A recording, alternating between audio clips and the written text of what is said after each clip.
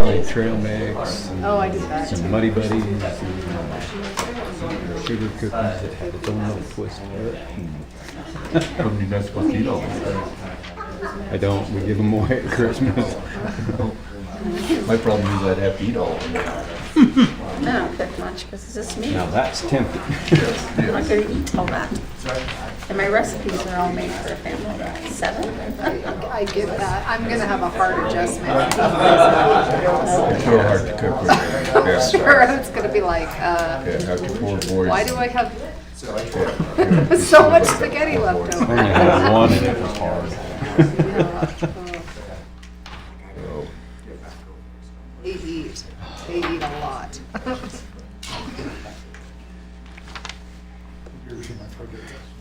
They're growing boys, as they will tell you. Oh, they eat so much food. I gave everybody their hard copy for your hotel reservations, okay?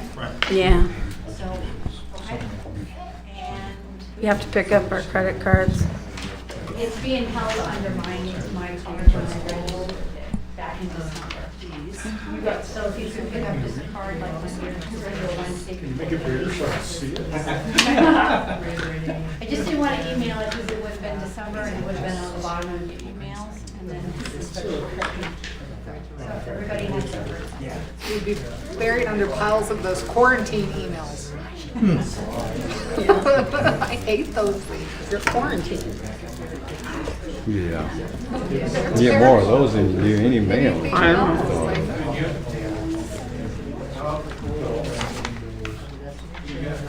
And the tax is supposed to have been removed all of that.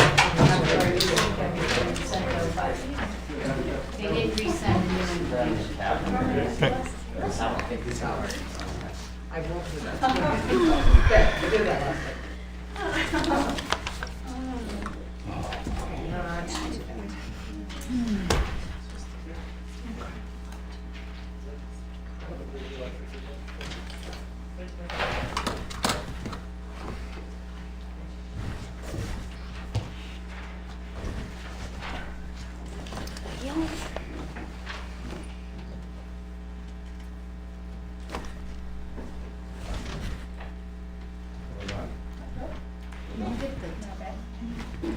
Go folks.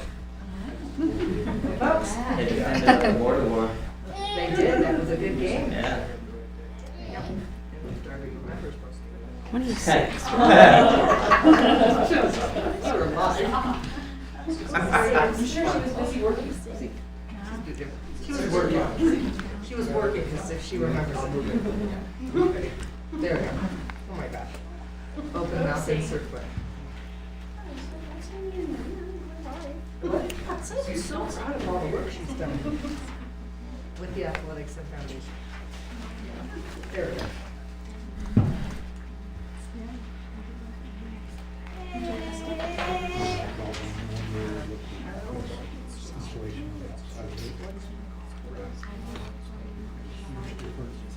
Hey, Landon, so they're all supposed to. In college.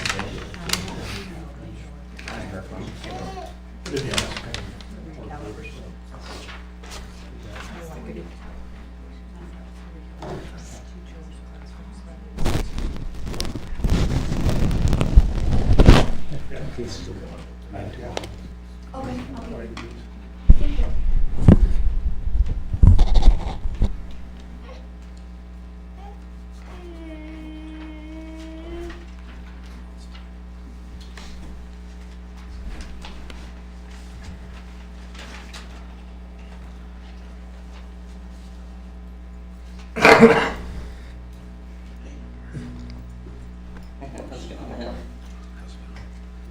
so quiet in here. You're waiting your presence. I'm okay. Just wait, you're here. It works. Now we gotta stop talking about it. Taking the mic's not on yet. Oh, they are. Oh, okay. Yeah.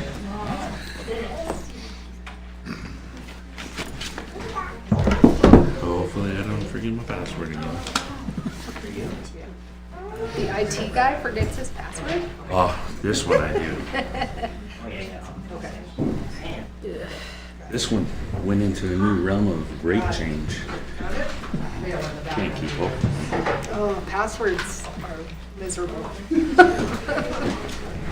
And they can't all be the same and. For what? For this? Oh, well, you rotate like passwords and then you just run out of crap to Never think of. changed. Yeah.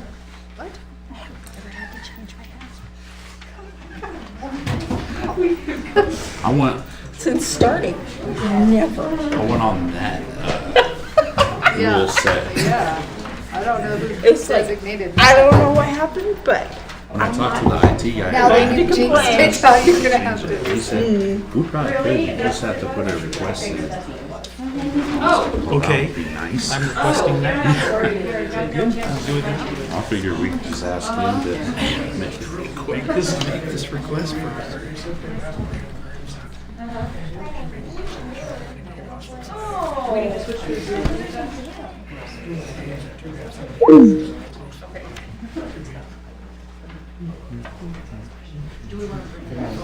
New business.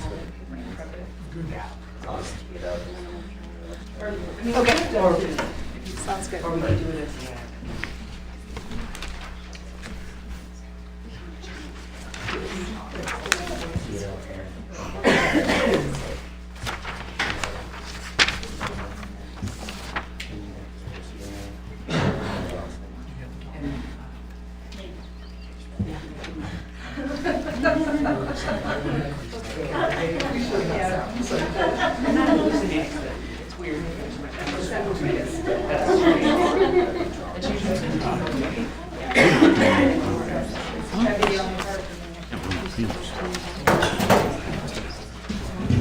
The computer.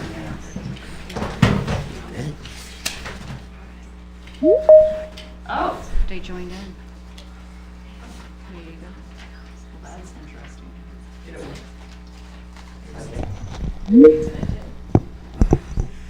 As soon as I gave up. There you go.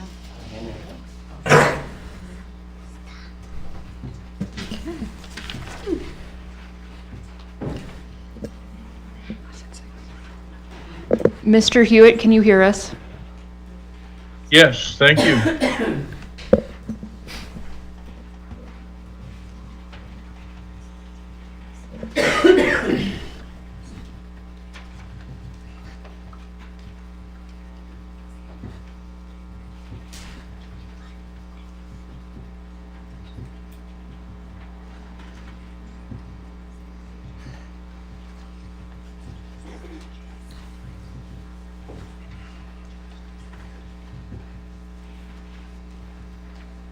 All right, it's 6 o'clock. I'll call this meeting to order. Please join me in the Pledge of Allegiance.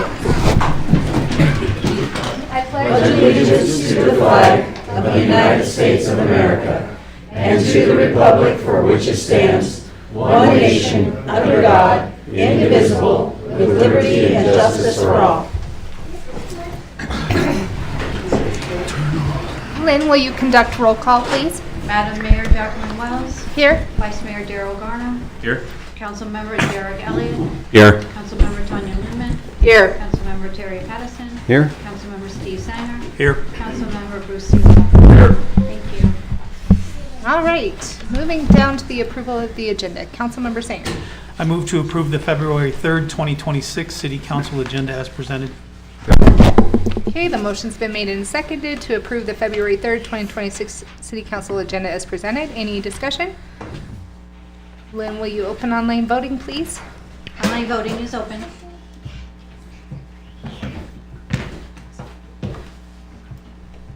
I'm gonna voice vote. Yay. So that didn't work. This is dead in the water. I wonder if they're not.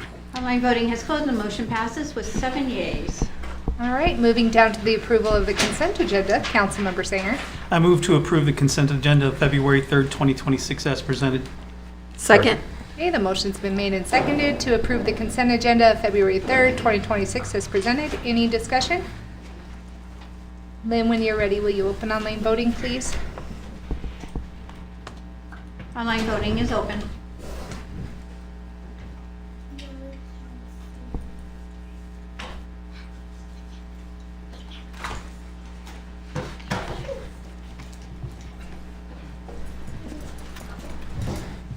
Online voting has closed. The motion passes with 6 yeas and 1 nay. The 1 nay is Councilmember Elliott.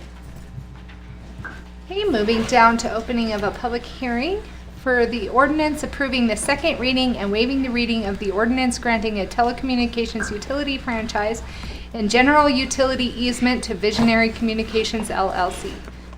Is there anybody here that would like to comment? Okay, we will close that public hearing and move to another public hearing for an ordinance approving the second reading and waiving the reading of an ordinance of the City of Rawlins, Wyoming, granting a franchise to All West Wyoming, Inc. for the operation of a cable system. Is there anybody here that would like to discuss this item? Okay, we will close that public hearing and move down to citizens' participation. This is a time set for public comment by resolution number 2C 1996, sets a time limit for the public comment of 5 minutes with the provision that the 5-minute time limit may be increased at the request of a member of the public or any council member subject to the council vote. Is there anybody here that would like to discuss anything not on the agenda? Come on up, ladies. And please introduce yourself and sign in. Hi, my name is Megan McComas. I'm here on many hats. Rawlins Shooting Range business. Let's see.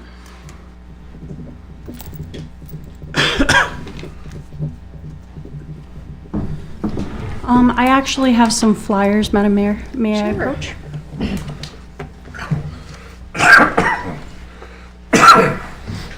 Thank you, Megan.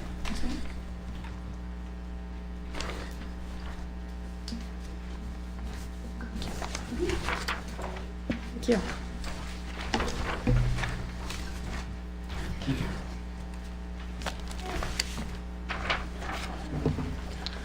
So the Shooting Range Board has decided that for the 250th celebration, to take advantage of everybody being here in Rawlins for it, we would like to host the very first Divide Arms Expo.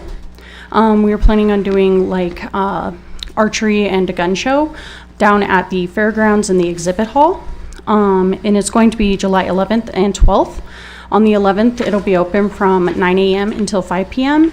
And on the 12th, it will be open from 9 a.m. until 3 p.m. We will be using it as kind of a fundraiser to gather some money for some of our projects so that we can start hopefully getting some of our stuff that we would like done for the master plan. And so we'll be charging an admission of $10 per adult. If you're active military or a veteran, it will be $7, and kids under 12 will get in for free. Great. Thank you, Megan. Sounds pretty exciting. Anybody else want to comment on something that's not on the agenda? Madam Mayor, I believe Father Hip is here from the Catholic Church. Hello. Hello.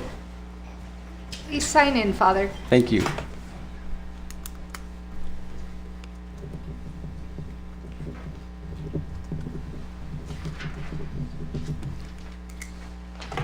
Good evening, Mayor, Vice, Member of Council, and all of you. I'm very new to the community, so there are 3 things that I want to share tonight. Number 1, I just want to introduce myself. I'm Father Hiệp Nguyên. Originally, I'm from Vietnam. I have been living here in this country for almost 18 years, and I have been a priest in Wyoming for almost 11 years. And I just moved from Wheatland to Rawlins. I'm so grateful to be here in our community. And number 2, I just want to say thank you to all of you. As the pastor in our community, we have only more than 200 families. It's not easy for me. And all of you, you have your families and you sacrifice your time for yourself and with your family to serve the community here in Rawlins. I'm very grateful for your service. And number 3, I just want to offer my prayer to you. Is that okay?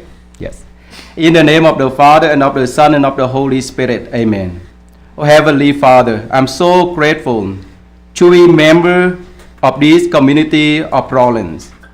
I ask you to keep eyes on this member of this council to serve the people in Rawlins. They are very busy, but they sacrifice their time, their energy to serve your people here. I ask you to give them your wisdom, give them good health, so that they will continue serving the people here in Rawlins, so that everything that they do, it will be for your glory. We ask this through Christ our Lord. Amen. Thank you. Thank you, Father. And welcome to Rawlins. All right, moving down to board appointments and presentations. And the first thing is our Community Builder Award for February 2026.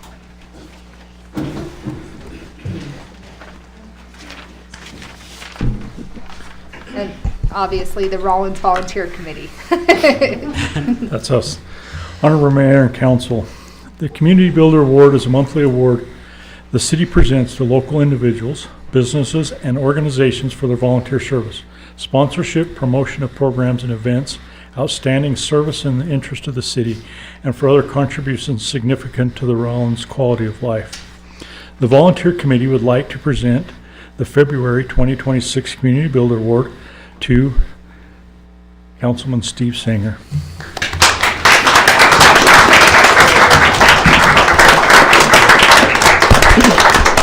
Hang tight, sir. So, of course, Honorable Mayor and Council, Steve winning this award, Steve generously, and I'm going to read this because I don't want to mess it up or start crying. Steve generously gives hundreds of hours each year, sharing his time, his talent, and his passion to strengthen and beautify our community, Rawlins. Steve services reach every corner of Rawlins. He's the city representative on the Rawlins Downtown Development Authority. He supports downtown events. He maintains downtown restrooms. He plants and cares for the flowers that brighten our streets. He hangs out on ladders, taking care of lights, and has adopted the Triangle Park to ensure it remain welcoming for all. His volunteerism also extends for caring for the cemetery, help organizing the amazing children's events that happens every other year, and for 10 years with his family back here, is involved as a concessionaire for the fairgrounds. And there's so many more on the list. Those are just some of the highlights.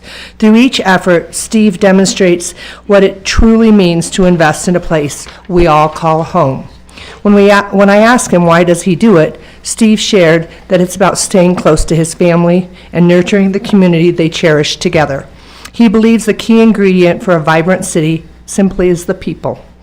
He often reminds us that people eat with their eyes, emphasizing the importance of creating spaces that are attractive, inviting, and full of life. Steve acknowledges the rules, regulations, and limited funding can sometimes challenge growth, yet he remains focused on what matters most, connection. What makes him most proud is the number of people he meets and brings together. In his words, whether someone gives $5 or does $5 worth of time, it builds a community. Rawlins is stronger because of Steve Sanger's dedication, generosity, and unwavering community spirit. Please join us in thanking him.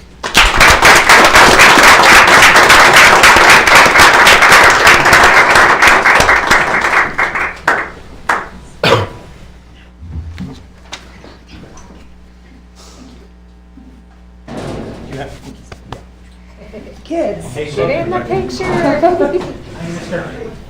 Where's the other one? Oh, there he is. The dynamic who, come here, man. You gonna get behind? Your space. Get in there. I'll go behind you. Okay, I'll go with that. Sorry. Jen, watch your foot. Maybe we should try. Travis is completely blocking. Way to make it awkward. Hold this. There we go. Hold this. This is a. Oh gosh. Okay. Ready. Okay.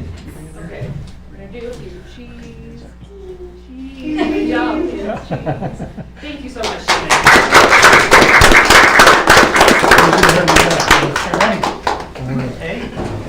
Congratulations.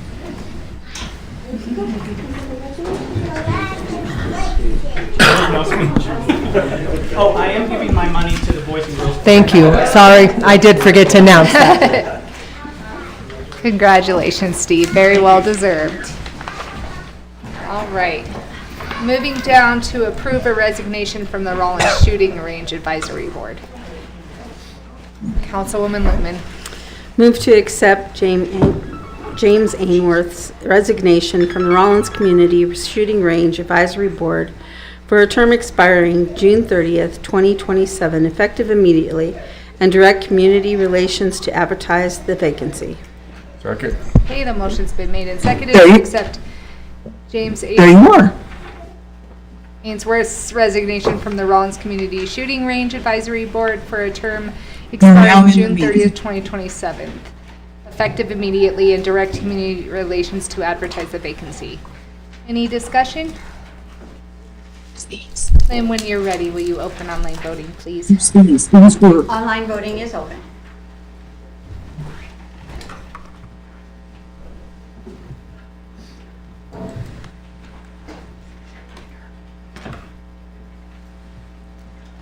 Online voting has closed. The motion passes with 7 yeas. All right, moving down to some appointments with their terms involved. Do I hear a motion? Councilmember Singer. I move to reappoint Heidi Larson to the Downtown Development Authority Board for a term ending December 31st, 2029. Second. Okay, the motion's been made and seconded to reappoint Heidi Larson to the DDA Board for a term ending December 31st, 2029. We did vote on this at the last meeting, but we forgot to put a term attached to it, okay. so that's why this is That back makes up. sense. Any discussion? Lynn, will you open online voting, please?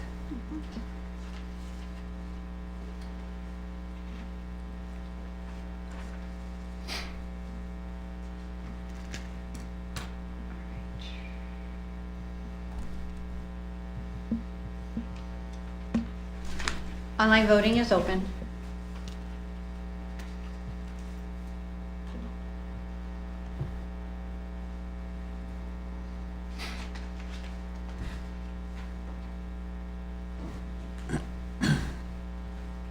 Online voting is closed. The motion passes with 7 yeas. Okay, the second motion, I think Patterson, you were first? Move to appoint Damian Sesko to the Downtown Develop Authority Board for a term ending December 31st, 2029. Second. Okay, the motion's been made and seconded to appoint Damian Sesko to the DDA for a term ending December 31st, 2029. Any discussion on this one? Then will you open online voting, please? Hold on 1 second.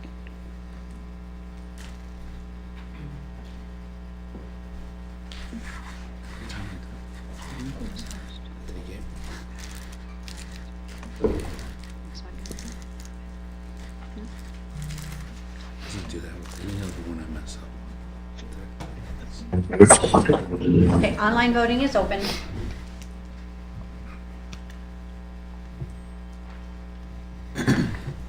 They're talking.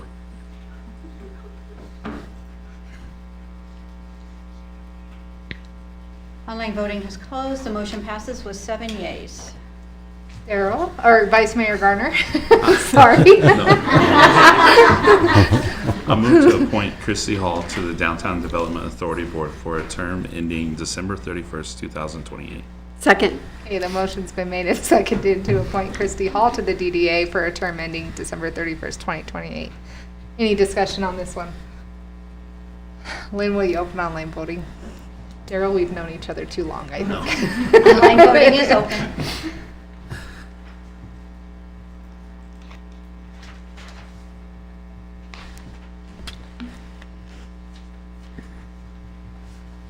Online voting has closed. The motion passes with 7 yeas. All right, do I have a fourth motion? Councilmember Singer. I move to appoint Kara George to the Downtown Development Authority Board for a term ending December 31st, 2026. Second. Okay, the motion's been made and seconded to appoint Kara George to the DDA for a term ending December 31st, 2026. Any discussion on this one? And when you're ready, will you open online voting? Online voting is open.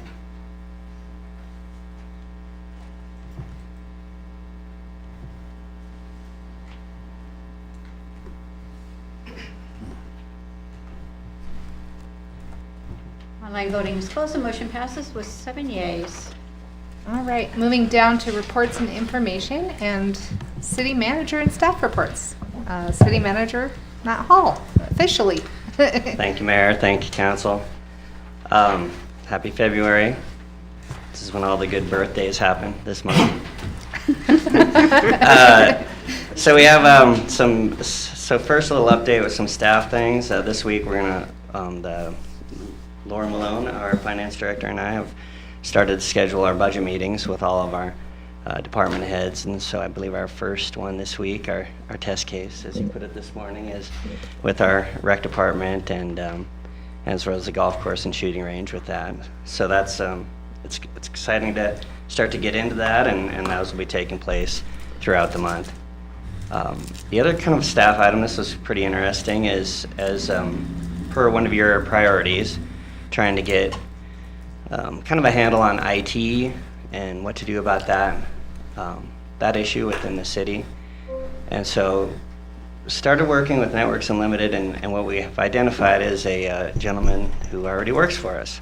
Many of you probably know, and I'll just keep him keep his name out of the papers for the moment here, because right now we're on kind of a trial basis with him. We're going to work with him all this month, along with Networks Unlimited, to bring him along. He's got a computer science degree from University of Wyoming, as recent as this last May, and so he's really excited, as are we, to bring him on. He's been working with Elizabeth, and then today actually he made the rounds with Rick Hooper, and so we're pretty excited about that. I think ultimately it'll be nice to have that service kind of component within the ranks of the city, and then kind of ultimately being backstopped by the Networks Unlimited for the challenging and more broader kind of issues of the city. So I thought that was pretty good.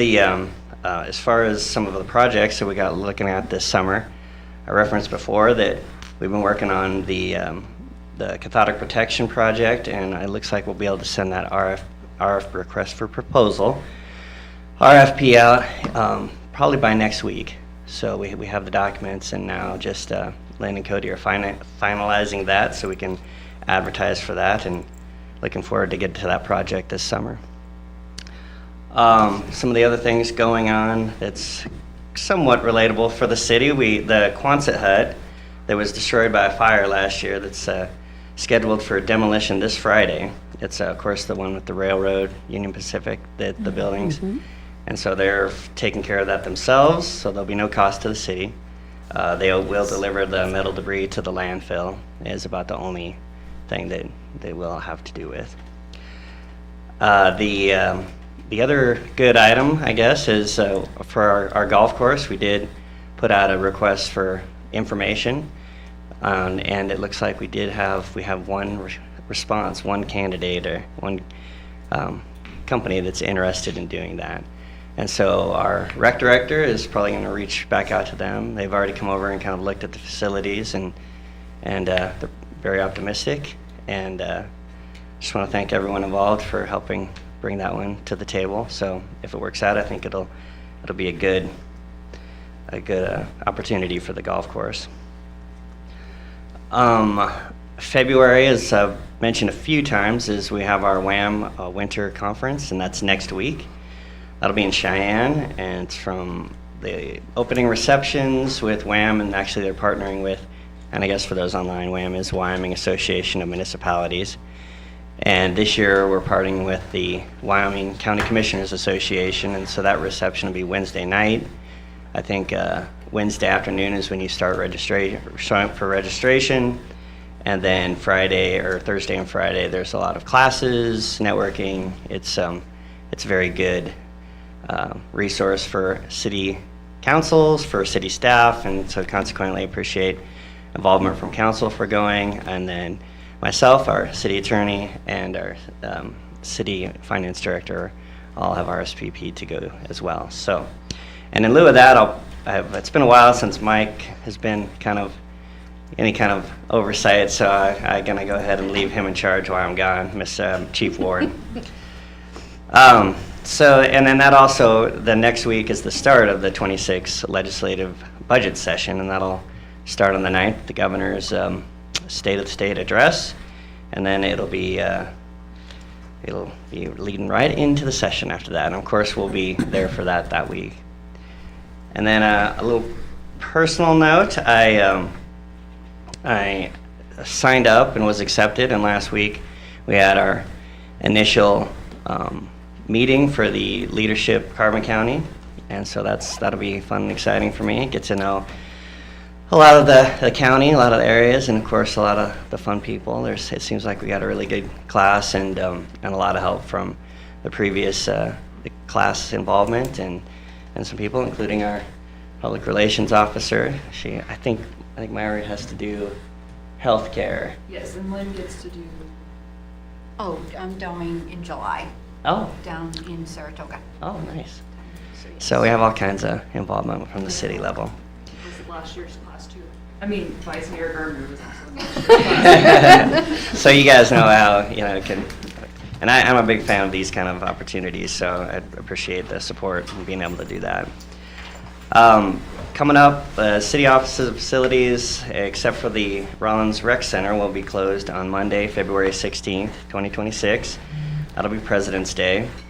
Police and fire will remain open, serving the public, of course. The Rawlins landfill will be reopening on Tuesday, February 17th at its regular time. And with that, I want to turn it over to our esteemed Executive Director from the Downtown Development Authority, Pam Thayer, to talk about some grants. Good evening, Madam Mayor and Council. I am so pleased to announce that last Thursday, the City of Rawlins and Downtown was awarded a CDBG grant for the demolition or the clearance of the Wyoming Bar. We had asked for $507,000, and they had to give us partial funding. And when they said that, I was like, to the tune of $493,947.55. So about $15,000 short. We will take about $500,000. So we did receive the letter. All city staff, majority of the city staff that needs it has the letter. We will start working through it and get a work plan going with environmental review. Again, this is a Fed grant, so we have not a lot of hoops, but hoops to jump, but we will get that bad boy down. So thank you for your gracious submission of that grant, and we'll get another building taken down. So I know you are probably discussing what's going to replace it, but I know we had movie nights and those kind of things. Is some kind of screen to continue those maybe in the works as well? The movie Yeah. screen, that is actually not attached to the building. That is actually Oh. freestanding. So Okay. yeah. Well, that answers that question. Well, there was a great question, and there was an easy answer. So, yeah, fantastic. The other thing I wanted to let you guys know and reiterate from 2 weeks ago is we are pleased to announce that we did upload, or I should say linked, a 100+ grant for the submission of the Ferguson building for $3.3 million. You guys had done a resolution for 3.5 when we went through everything. The submission for the grant was actually 3.3. I do want to just make sure, again, clarity on this is we really started this process December of 2022 when we obtained that building from the county commissioners. And since December of 2022, we have done our due diligence as a city, as a DDA, to put things in line, whether it was feasibility studies, taking care of getting rodents out, getting other things out, kitty cats out, all the above. But the thing I just want to make sure for you guys to know is that this was an unmet housing grant that we applied for, only to be used for housing, not for water, not for streets. It came about really quickly, but it was, I want to make specific that it was for housing. The next thing is that DDA was very lucky to receive over $300,000 in Wyoming DEQ Brownfields grant. That is state Brownfields money, not the Fed money that the city receives. So 2 separate pots. We use state money, and then we also have the Brownfields federal money. I want to make really clear of that. No city funds will go into this property going forward. Any additional funds to do the apartments will be either debt services, loans, grants, or fundraising. So there will not be any city funds. The board unanimously, we've run the numbers, we know our assets, and so with the apart. So just to let you know, there will be no city funds, and there was some concern about that. And the last thing we did have, and I think I held it up last time, there was a feasibility study done, part of the DEQ study, done by Spur, which is part of AIRS, sitting in the room tonight, about our current housing needs. And I wanted to say in that study, and I want to read this because this is something we put out, that we want to clarify the rent costs. The current analysis of Rawlins rental rates from the DEQ study shows that the average price per square foot is $1.25 that we use. The numbers actually range from $1 to $2, but in the study, we stayed on the low side and went to $1.25, including a majority of utilities: water, sewer, trash, and heat. For a 2-bedroom, 2-bath, which is estimated at about 1,000 square feet, that price would be $12.50, including utilities. However, the exact pricing, and we said this 2 weeks ago, will be determined once the apartments are completed based on market time. If anybody, including you guys, that feasibility study is available, please give us our office, or give our office a call, and you guys can read all the unmet housing needs, the information on the rents.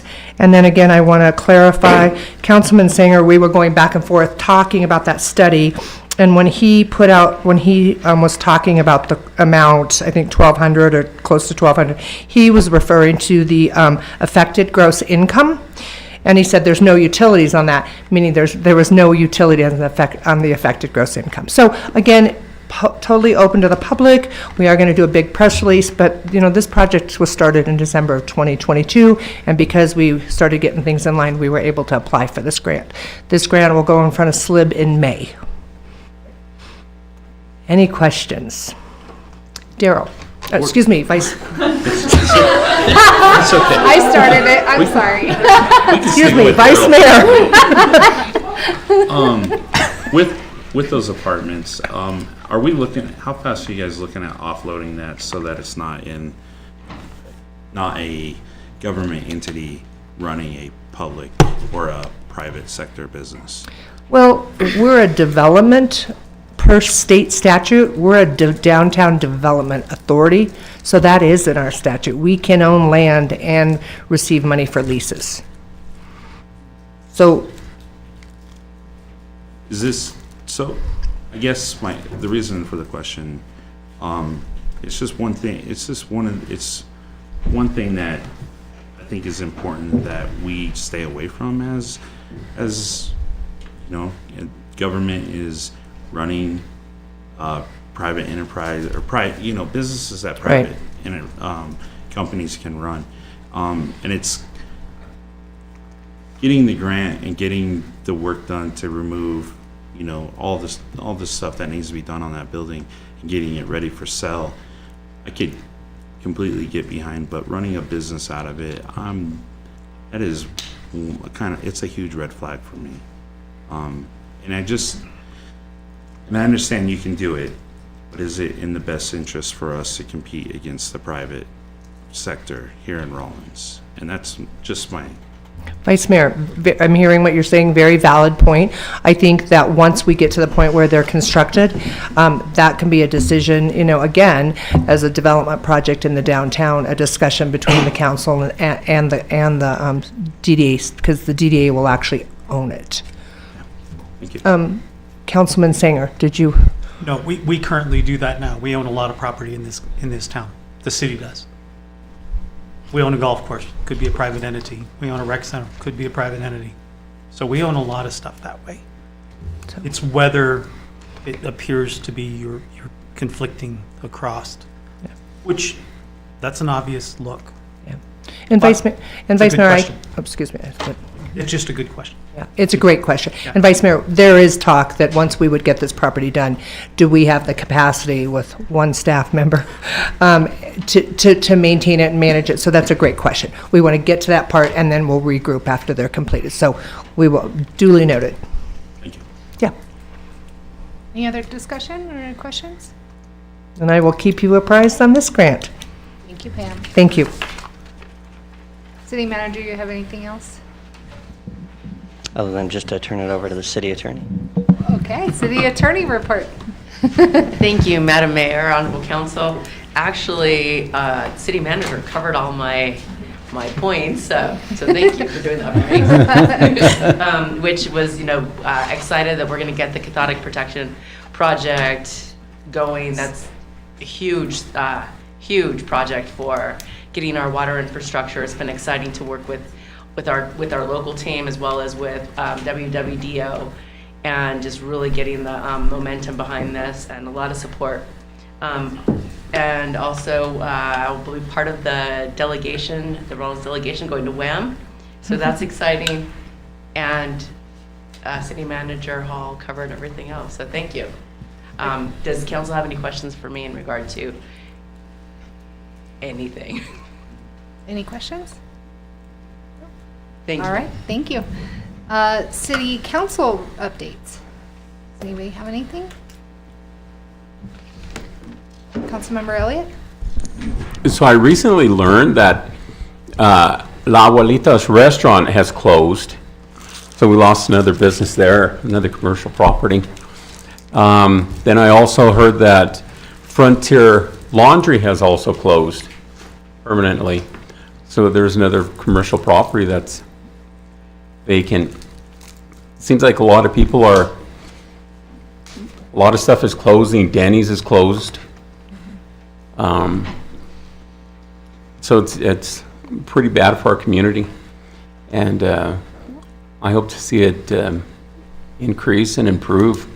But to do that, we need to bring stuff here that people want to do, that they enjoy doing, and that gives them a purpose for being in Rawlins. Thank you. Thank you. Anyone else? Councilwoman Lumen. To your point, part of that is we do have a decrease of population. We don't have a big college. We don't have, a big tourist type town. We are unique in our town, and the people here are our major draw. And the whole country as a whole, financially, is in straits. So it's kind of going with the ebb and flow of our economy. But I do know that our city has some great groups. Our city employees are working very hard to bring in industry, to bring in employers, to bring in people with housing. We just heard about one such group working on that part as well. So it's not that the city's just sitting still watching us wither away. That's not what we're doing. We're working very hard to bring in people, to let people know that Rawlins is a place of rest and relaxation and a place to find community, because that's one of our strongest points, is our community. So I just want, I know that was a topic on Facebook recently, so I just want the public to know that it's not something that we have ignored. It's not something that we're not noticing. We definitely notice it, and we definitely feel it. And I would encourage everyone, especially since this is an election year, if you want to make that impact, want to be a part of your community, we have numerous boards that you can be a part of, and you can also run for city council and really find out where our money goes, what we're doing to bring in people, and how wonderful of city employees we have here in the town of Rawlins. Thank you. Thank you. Vice Mayor Garner. I'd like to piggyback off of Councilwoman Lumen. We do have a great town, and we have our ups and our downs. I think one thing that we get lost in the weeds with is focusing on the down part. We lost 2 businesses, but I've never heard, have you seen all the new businesses? I mean, we have new businesses coming to town left and right. And maybe that's the mindset we need to switch, is get away from the negative of, we lost this, we lost that, Rawlins is plummeting, and look at and reinforce the ones that are coming to town and start, capitalizing on that, because people will hear that in this meeting, and then it will hit the radio, and then it will spiral, and that negative look will fester. And so I think if we look at it and we say, I think we've got 4 or 5 new businesses this year in Rawlins. We've had a new restaurant. In the downtown area, we have 2 new ones down there, one that's relocated to downtown, and kind of focus on that and try to step away from this look of, we got the negative, we know we have the negative, but let's focus on the positives. Let's start encouraging that, and that will feed back into the community. It's kind of like the water situation. We have this, we got to deal with it, and then our biggest tool is our knowledge with that system. So give them that information on why we have the rates, why we are doing what we're doing, why it takes the time. Because once they realize or find out, I didn't know that, and their mindset will change. It doesn't always work, but it's huge. So it almost challenged all of us. I have the same issue.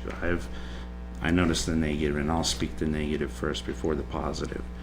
But I'm noticing it a lot more, and I think if we could work, all of us, to that positive, I think it could have a huge impact for us. Councilman Aurelia. So it's not speaking negatively, it's speaking facts that there are several people now who are unemployed.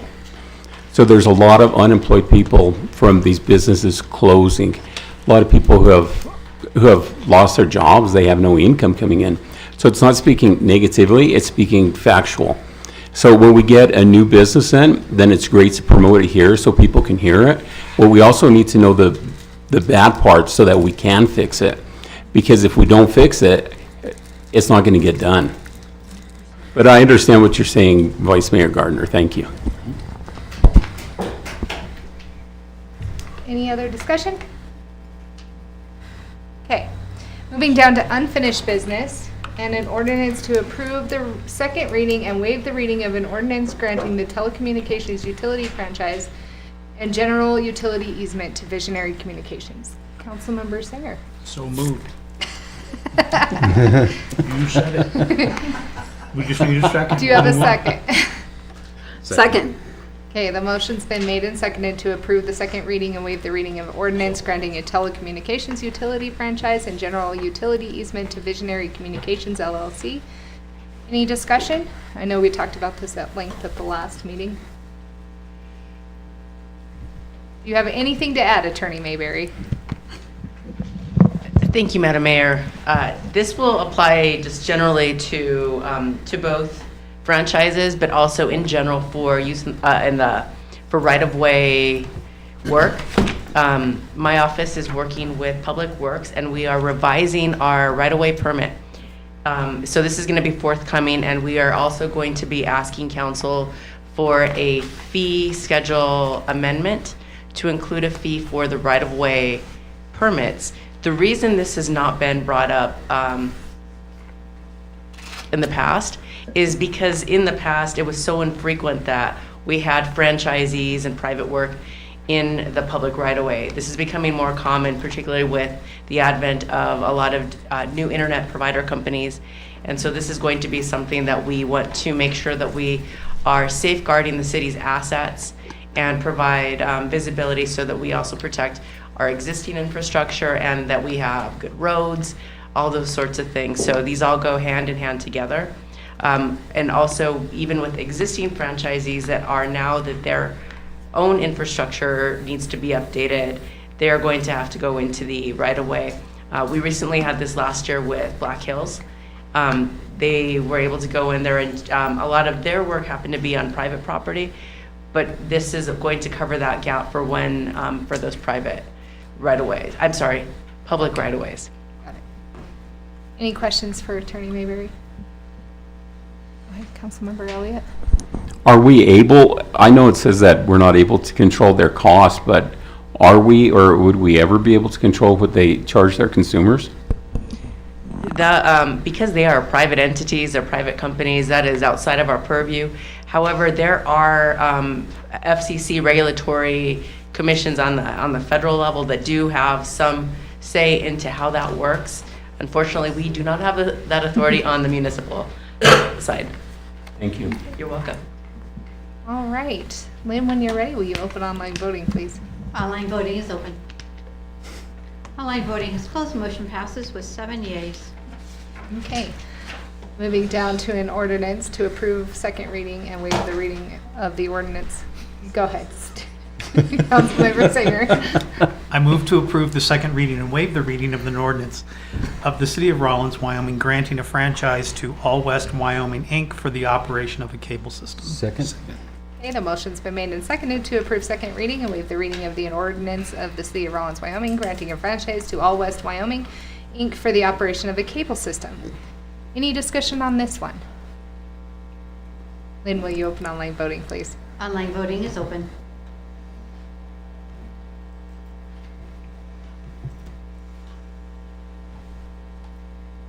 Online voting is closed. The motion passes with 7 yeas.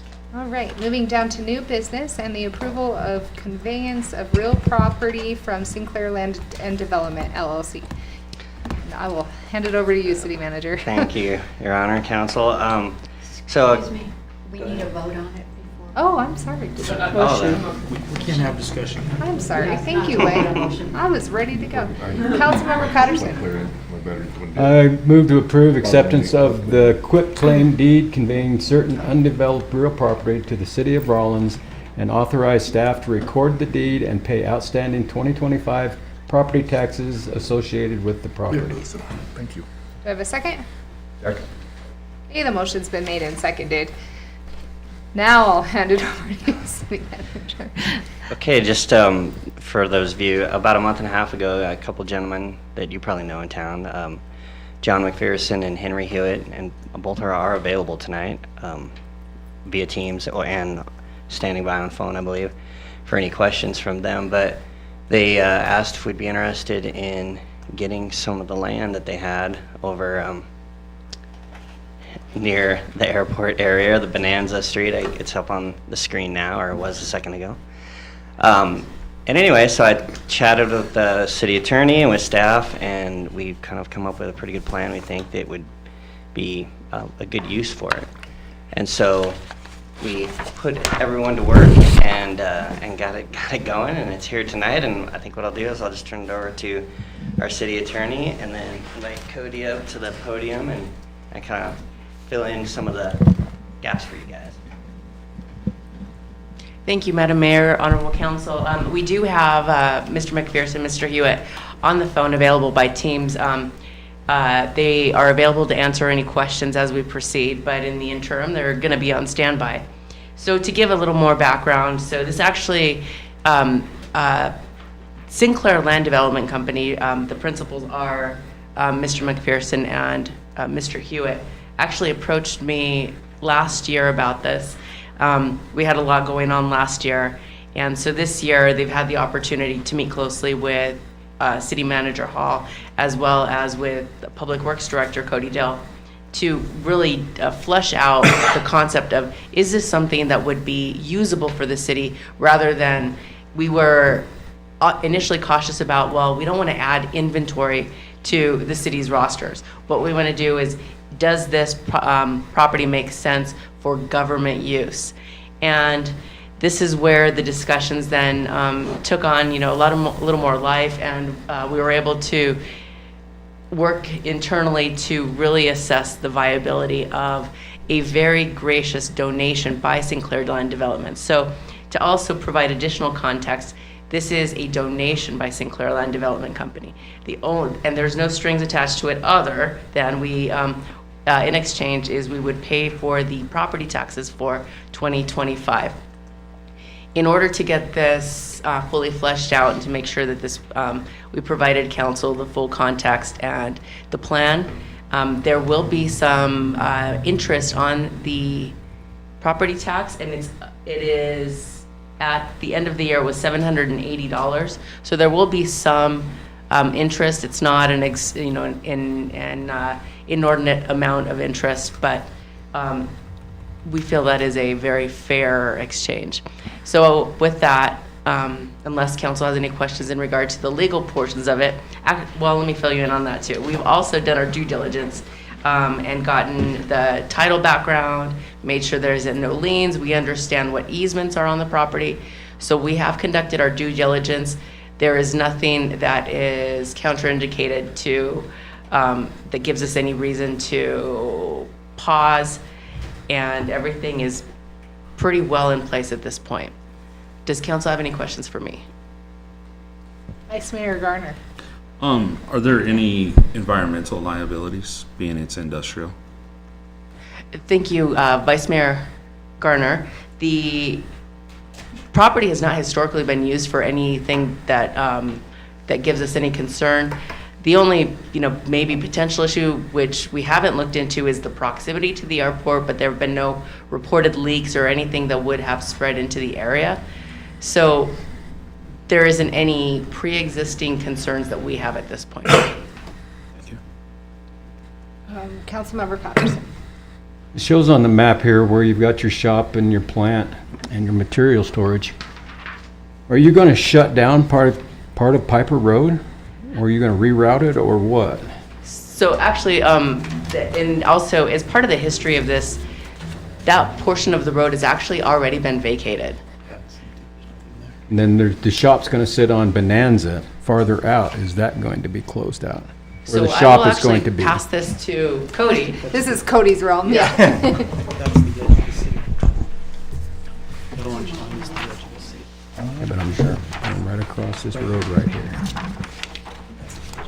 Yeah, Bonanza comes out. It doesn't go anywhere.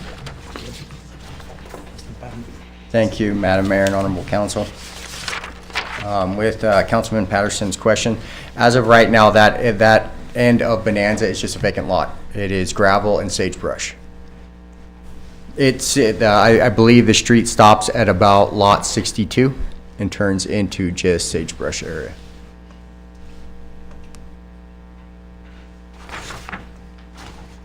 Bruce, Councilmember Seeloff. So the property to the north, is that property that can be subdivided into property for town or whatever that we need to have Bonanza be able to go through to get access to? No, I believe that's private property to the north of that. But is it something that they need access to through town? No, they do not. I believe Councilmember Elliott had a question earlier. Do you want to circle back? Yes, please. I believe, so we already have properties vacant in Rawlins, several of them that we're looking at selling, I believe. Purchasing a property here so close to housing and having an asphalt plant there, I don't think that would be beneficial to the residents of this area. I mean, where the current asphalt plant is, there's no housing around there. Here there's housing, plus there's other commercial property up above it and around it. So I wouldn't think that that's a good idea. If I could answer Councilman Elliott's question. This area is zoned an industrial area. There is housing in there, but there is also 2 other asphalt plants within the direct vicinity of this. Within lots 51, 52, and 53 is a construction company's mobile asphalt plant that they put in. And just to the east of it is a construction company, 71's asphalt plant is there. So basically moving this would localize all asphalt plants within the city of Rawlins into one industrial area. I believe there's an asphalt plant on south side across the tracks also. And there's also asphalt that we can get No, from that's St. an Clair. asphalt storage area. Yeah, so that would be Peak, and they supply oils, asphalt oils, yes. Thank you. Yeah. Councilmember Patterson? I got a question, but I gotta think about how to put it. Would be moving our batch plant from down there where it's at now. It's dilapidated as we've heard it is, and it's not in very good shape. Is this a very smart move? That's a very good question, Councilman Patterson. And the proposed use for this piece of property would be a future new asphalt plant. We would not relocate what we have now. I don't even think we could take it apart and get it to run again after we took it apart. That's my point. A lot of this proposed is, I look to beautification of this town. I really am not a fan of where our old asphalt plant is in town. I believe it needs to be in an industrial area away from the center of town. I believe we need a new plant. So this is really a future concept of what I would like to see done with our small batch asphalt. And just a future look at what we could be doing with this property. It's in a very low area. The rest of the town and the residents sit up pretty high, so it wouldn't be in a very noticeable spot. I would like to see some kind of trees or something planted around it, so it's not in the view of any kind of public. It doesn't stand out. When you look at developing this property into something like this, we're looking at $4 to $5 million, so this is out there in the future quite a ways. But this is just a proposed use of this property that I personally would like to see done. As far as the location is a perfect location for a plant, like I said, in an industrial area with the rest of the asphalt plants in town. Getting our old asphalt plant out of the center of town and kind of beautifying that area a little bit more. I do want to mention something, or clarify something Councilmember Elliott said. He said purchase of the property.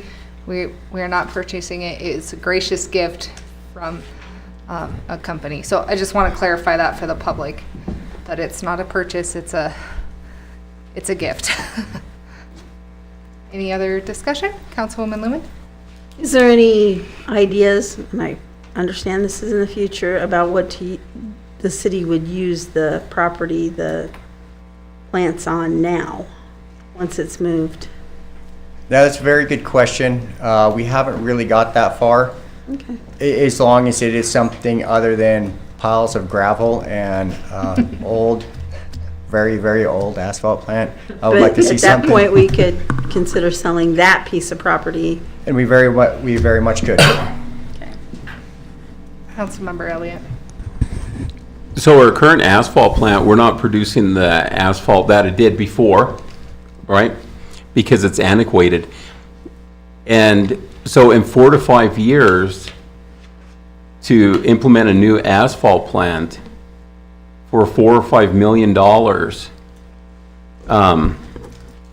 what are we going to be doing between now and then to produce asphalt for our streets? We're just going to go how we're normally going now, and then wait 4 or 5 years to start producing more asphalt? So we would continue using our old asphalt plant. That will stay in use until it is non-functioning. What I'm looking at doing is bringing a small batch HMA or hot mix asphalt plant, which would it would produce small volumes of asphalt to sustain our streets department projects that we would do. This would not be a large scale plant. It would be very scaled down. And like I said, until we find fundings for this project, we will continue to use our old asphalt plant. Thank you. Councilmember Seeloff? How soon would this piece of property have to be fenced, and where was the money gonna come from for that? So we probably wouldn't look at fencing off the property right away. What I'd like to see done is, as soon as this property is conveyed to the city, is we will go in as a city and just clean the property out. So it is basically just a flat dirt area. We already have some quotes to have it all surveyed out, so we know exactly where this plot of property would be. And at that point, then we put a plan together to start moving forward. But this is, from moving forward on this is into the future quite a ways. So I just want to add one more thing before we go to vote, but I would like to thank Henry Hewitt and John McPherson, and I know Kathy's probably involved too. But thank you for thinking of us, and thank you for approaching the city about this. It could be, in my opinion, a great thing for us. So, any other discussion? Vice Mayor Garner? I got a list. Okay. Okay. Why don't you just go down your list? All right. So my backyard's near where this is going. Where the current ones are, it already affects our neighborhood. Last year, I woke up, my house was full of dust, foul smell. Couldn't figure out what it was. Shut all my windows, got ready for the day, and then left. And as I was driving, I looked over and I could see the dust cloud, or the cloud coming up from one of the plants operating. Wind fed it right into the neighborhood.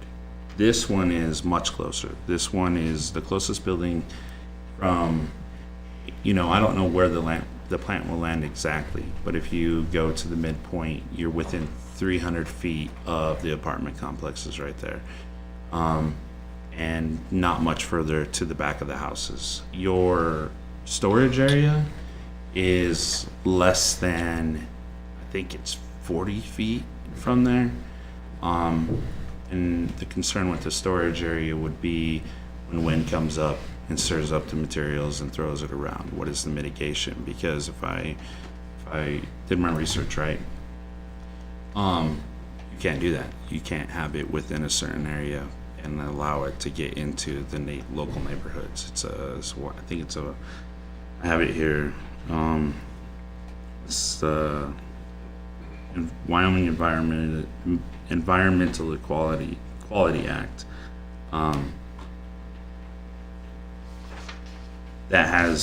It's for the fugitive dust, smells, and everything. And when I say it was bad, and like my eyes were burning when I woke up, and I thought something happened at the plant at the time, or like St. Clair, just because I realized how close those were to my home.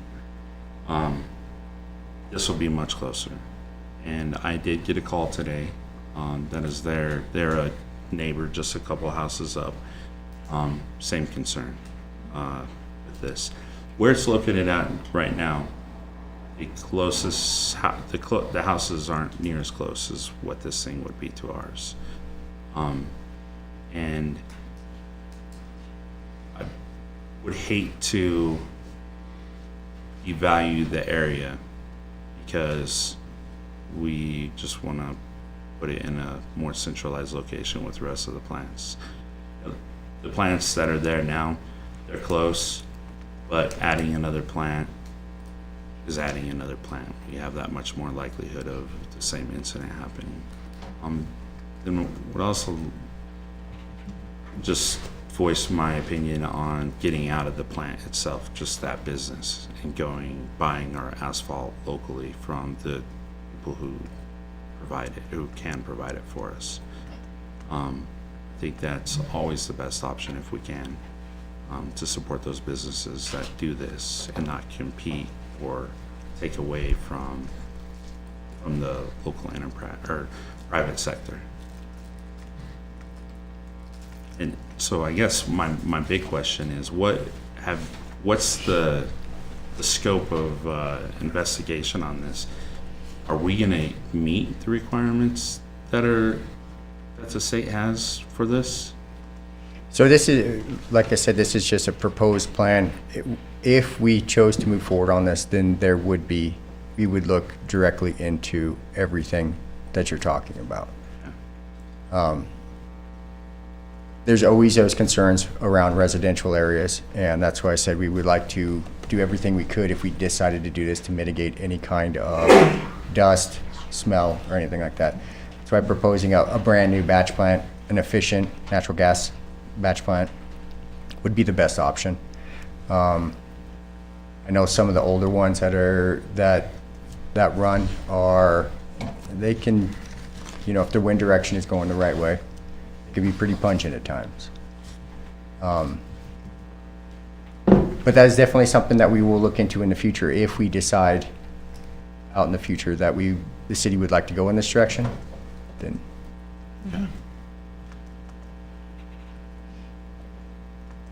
Keep going. Sorry. Just keep going. And then as far as the land goes,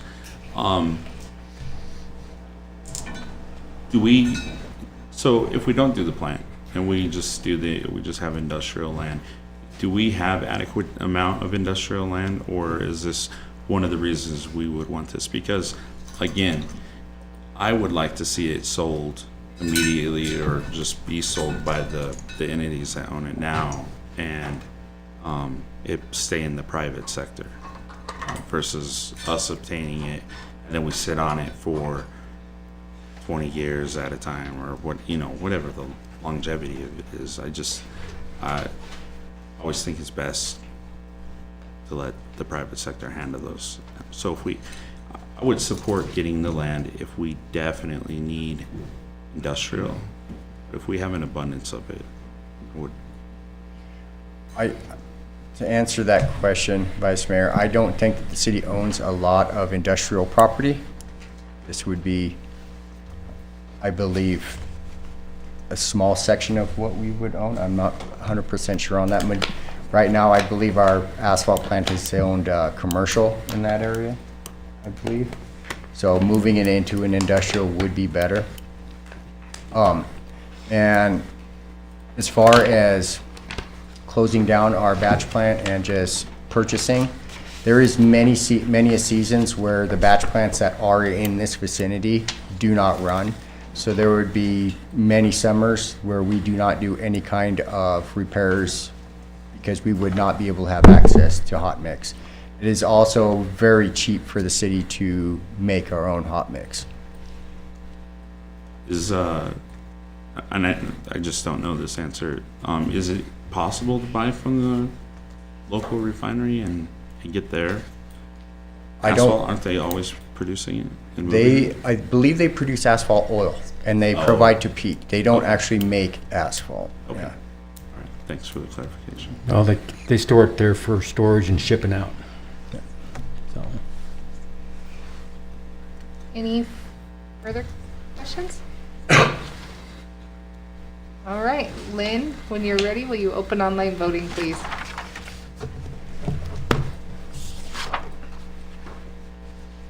Online voting is open.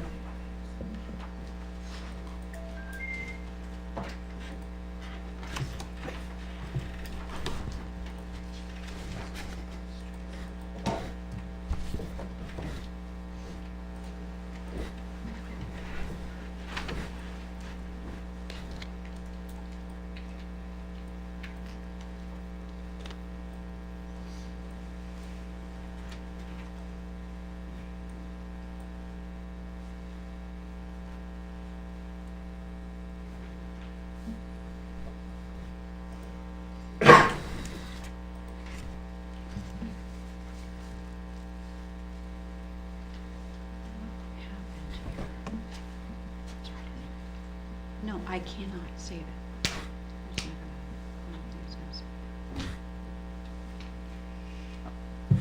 Okay, so the online voting has closed, the motion does fail. There was 3 yeas, 3 nays, and 1 abstain. The 3 yeas were Mayor Wells, sorry, hold on a second, Councilmember Patterson, and Councilmember Seeloff. The nays were Vice Mayor Garner, Councilmember Elliott, and Councilmember Sanger. The abstain was Councilmember Lumen. Okay, moving down to the, I'm sorry, Madam Mayor. A point of clarification, please. Just want to confirm that what the council voted on was to decline the acceptance of the property, not the use. I can't speak for the council people that voted no. Myself for the property and for the use.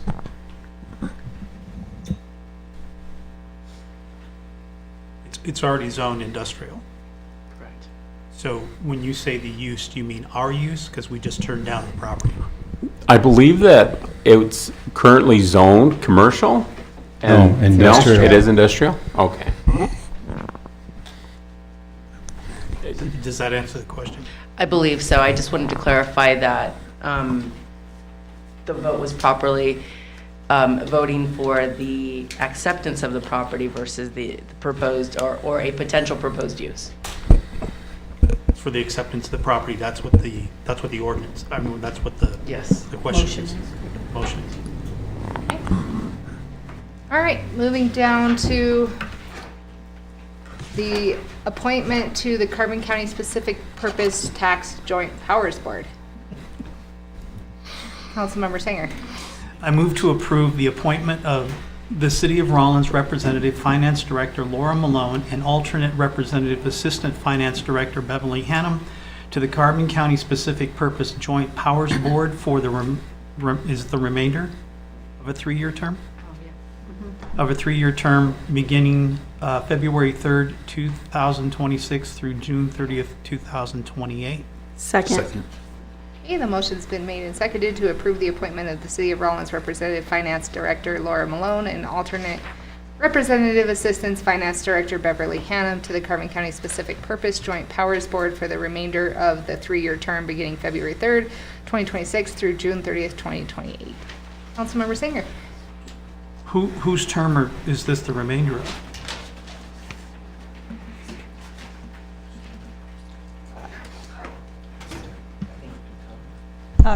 Madam Mayor, Honorable Council, it's, what it is Bev is currently the primary, So we're and just- Tom was the alternate, and so now we're just putting me as primary and making Bev my alternate. Got it. Thank you. Any other discussion? Lynn, will you open online voting, please? Online voting is open.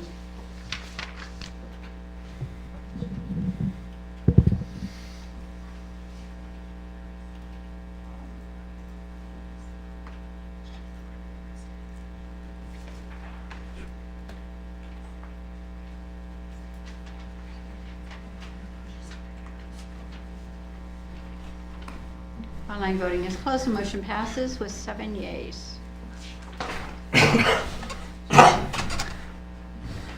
Okay, moving down to a resolution. Councilmember Sanger. I move to approve the resolution expressing support for the design and development of a multi-block destination district celebrating the convergence of national historic and recreational routes in Rawlins, Wyoming. Second. Okay, the motion's been made and seconded to approve a resolution expressing support for the design and development of multi-block destination districts celebrating the convergence of natural history or national historic and recreational routes in Rawlins, Wyoming. And I will start with our DDA Director, Pam Thayer, and Myra. That's who I have as presenters. So, and then whoever other people she wants to. Good evening, Honorable Mayor and Council. So again, I want to introduce the CDT Continental Divide Trail Committee. We've got Megan McComas, Leslie Jefferson, Myra Miller. There is a group of about 12 or 15. We are just, of course, a couple months ago, we did a work session with you on low-hanging fruit in the city of Rawlins. This is something that's exciting for us. It's a one-of-a-kind that we own, we have in the city that no one can ever change. And again, this is the Transcontinental Railroad, the Continental Divide Trail, the Lincoln Highway, the Trans-American Bike Route, and the first transcontinental air mail route. All converge in Rawlins, Wyoming. And so this, you have a little thing that's happening to kind of celebrate that. But again, as the resolution says, we all got together almost over 10 years ago and started talking about what do we have as our four corners. You know, how many times have you taken your kids or yourself gone down there and tried to touch all four corners of the states? This is our four corners, and it's super exciting to have something that can bring in potential economic development and just continue to develop our community. So I stand for any questions. I think unless you want me to go through any of the multi-destinational district goals, or any of this awesome group wants to discuss any more that I have left out, we just ask your support to move forward. Any questions? We had a great workshop on this, so I think we're all excited about this. And one other thing I did want to say, you have this, I had given you, it's halfway days. This is just part of the momentum starting. In addition and this is at the same time as the shooting range event, and the 250th is, we're hoping for, 4,000 to 5,000 people at this, because we are halfway on the Continental Divide Trail. So just a little plug for that too. Great. Okay, any discussion? All right, Lynn, will you open online voting, please? Thank you. Online voting is open.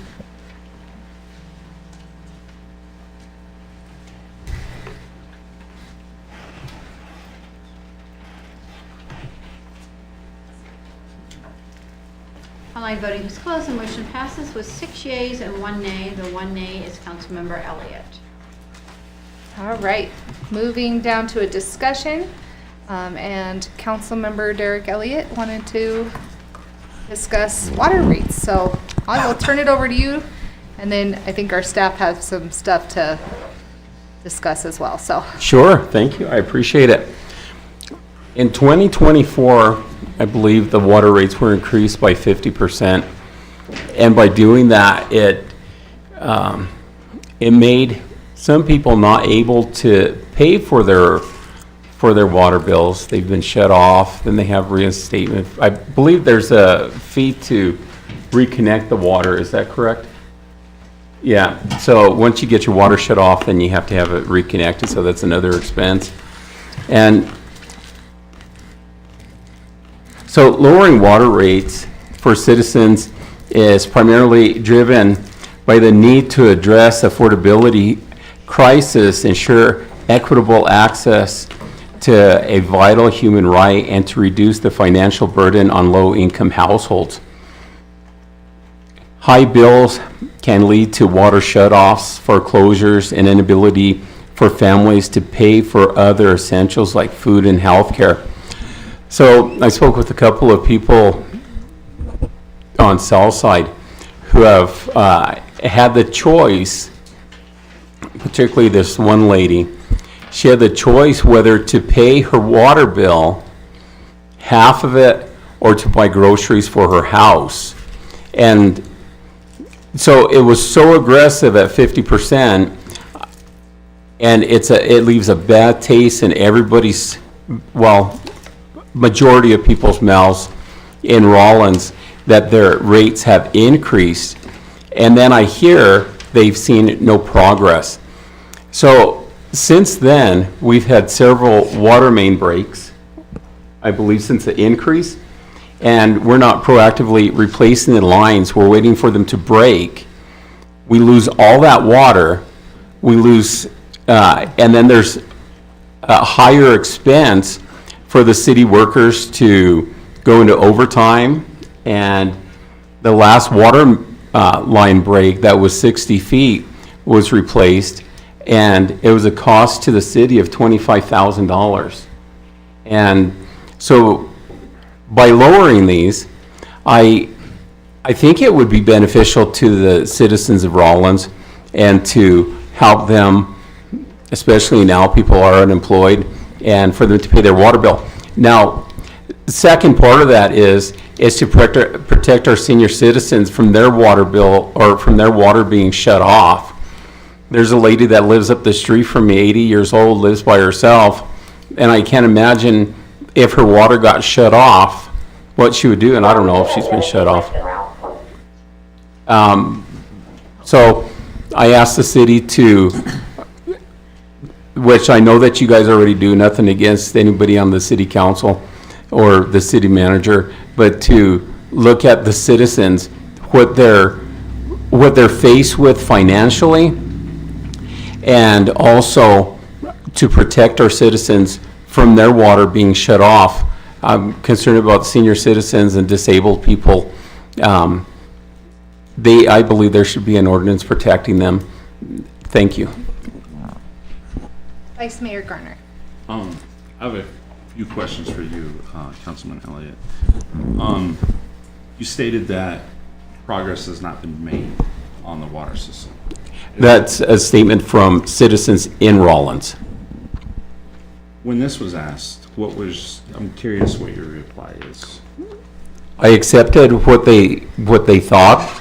You know, I respected them relaying that information to me. I explained to them about the SCADA system, that we're improving that, and there's stuff behind the scenes that's being done that they're not seeing. So the money that we need has to build up in our funding, correct? To finish these projects, to get the water here. Would you agree with that?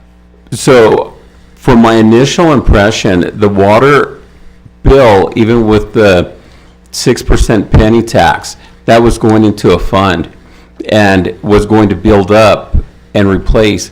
But since then, to my understanding, it is being touched and it's coming down.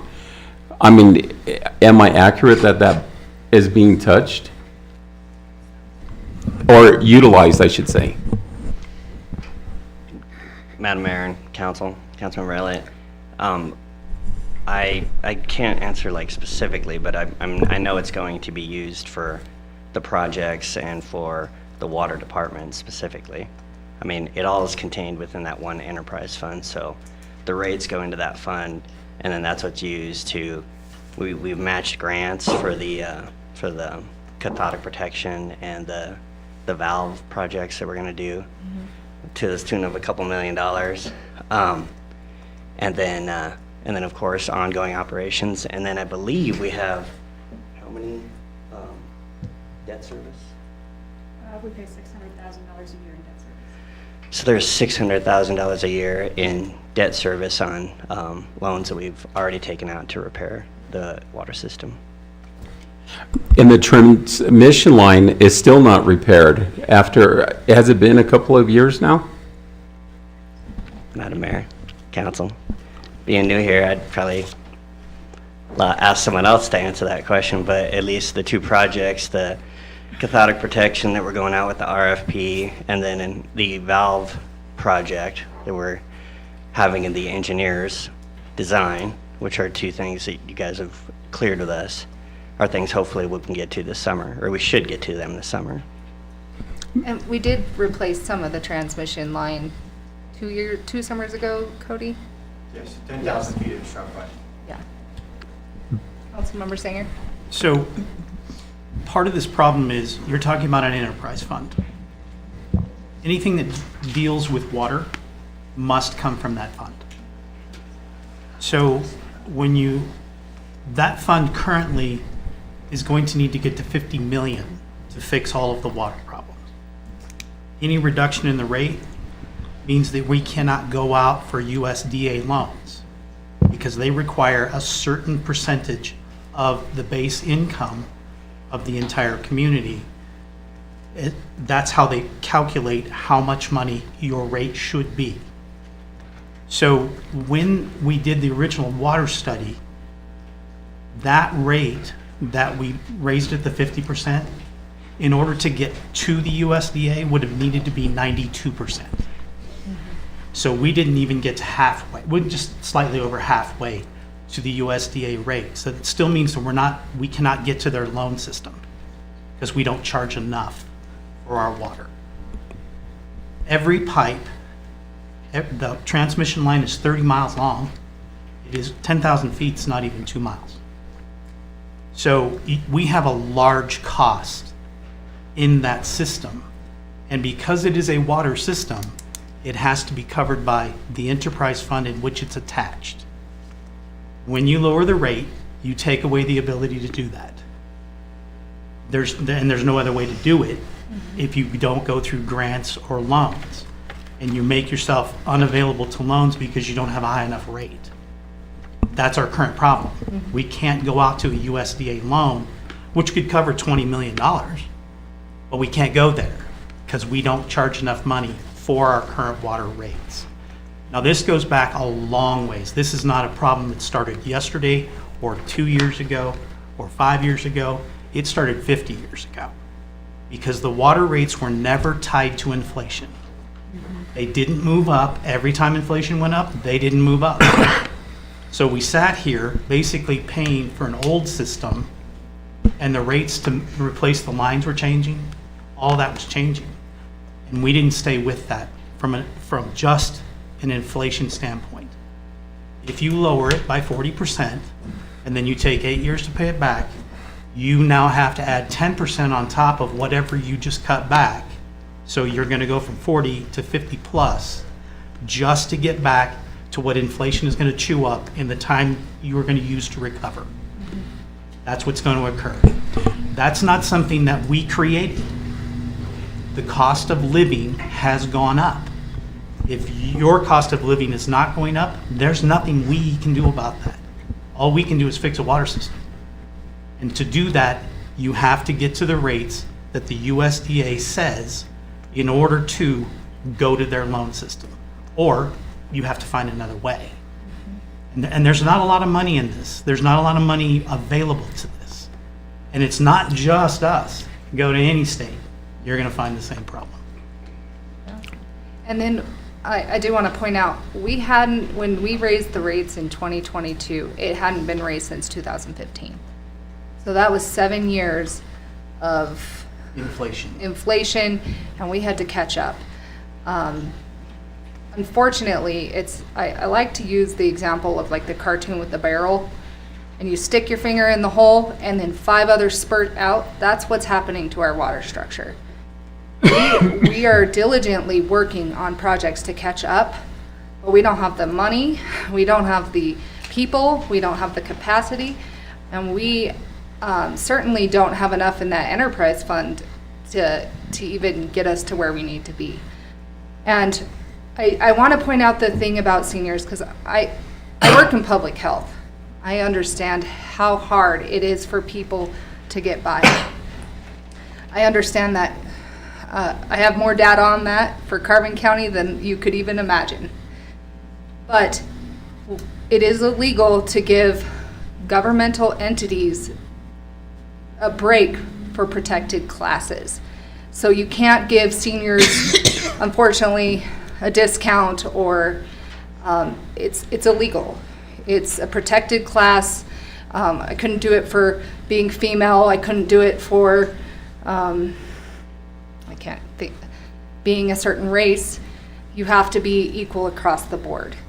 And unfortunately, and we're not the only ones in Wyoming with this problem. I mean, it's at the legislature right now. We're trying to tell them our needs and have them understand the greater picture of what's going on, because it's not just us. You know, they built this water structures in the 70s. They put a lot of money. We had a huge boom. A lot of money went into it. And then crickets after that. Crickets. We should have been, like Steve said, putting away a little bit each year based on inflation. And it sucks that we had to be the ones that came in and were like, oh, I'm sorry, but now it's 50% increase. That hurts. It hurt me. I own a bunch of rental properties. I'm not immune to it either. And I know it hurts our citizens, desperately hurts our citizens. But we can't pretend that this is not a problem. We have to have water, and our people have to be able to have access to clean, healthy water, or else our community will die. And so I just want to make sure that the public knows that you can't do anything without funding. And it's a really unfortunate thing when we hadn't prepared for that along the way. But we can't go back and fix the problems that started, 50 years ago. And those people that initially put in the work, they did a great job. Those wood stake pipelines, they've served us very well for a long, long time. But at some point, all infrastructure dies. And so we're just plugging those holes as fast as we can and trying to get as much water. And unfortunately, I think this beautiful winter we're having is going to hit us really hard next year. And it has an economic effect to it. So if we don't have water coming into the city for people to water their grass, and we have to put water restrictions, that's going to impact us financially too. So it's this ongoing effect that keeps happening, and it's unfortunate. All utilities have gone up. My insurance has probably gone up 40% at least for my cars and my house. Lights and water both, lights and gas both just took a big increase. Yeah, They power. took one 2 years ago and they took another one this last year. Yeah. And we're not the only ones that our water is going up. Casper's went up the first of the year. Cheyenne's went up the first of the year. The only difference, we done it in the middle of summer instead of doing the first of the year like they did. But there's, Casper's really, people are really unhappy in Casper. Really unhappy, yes. How close are we at $50 million? Now, when you say $50 million today, as you guys know, what's it going to be next year or in 2 years? We're never going to reach it. So if we we touched that pipeline going out to the transfer lines within 2 years, if not, in my thought process is a little bit can be done, and then we get there, right? That's what we're I get a doing. big bowl of cereal. I take one bite at a time till it's gone. That's what we're doing. Vice Mayor? Madam Mayor, one of the points she made is a lot of thought went into this, a lot of time. I mean, months and months of meetings. And every council member that voted for that, we all understood the impact that was going to have.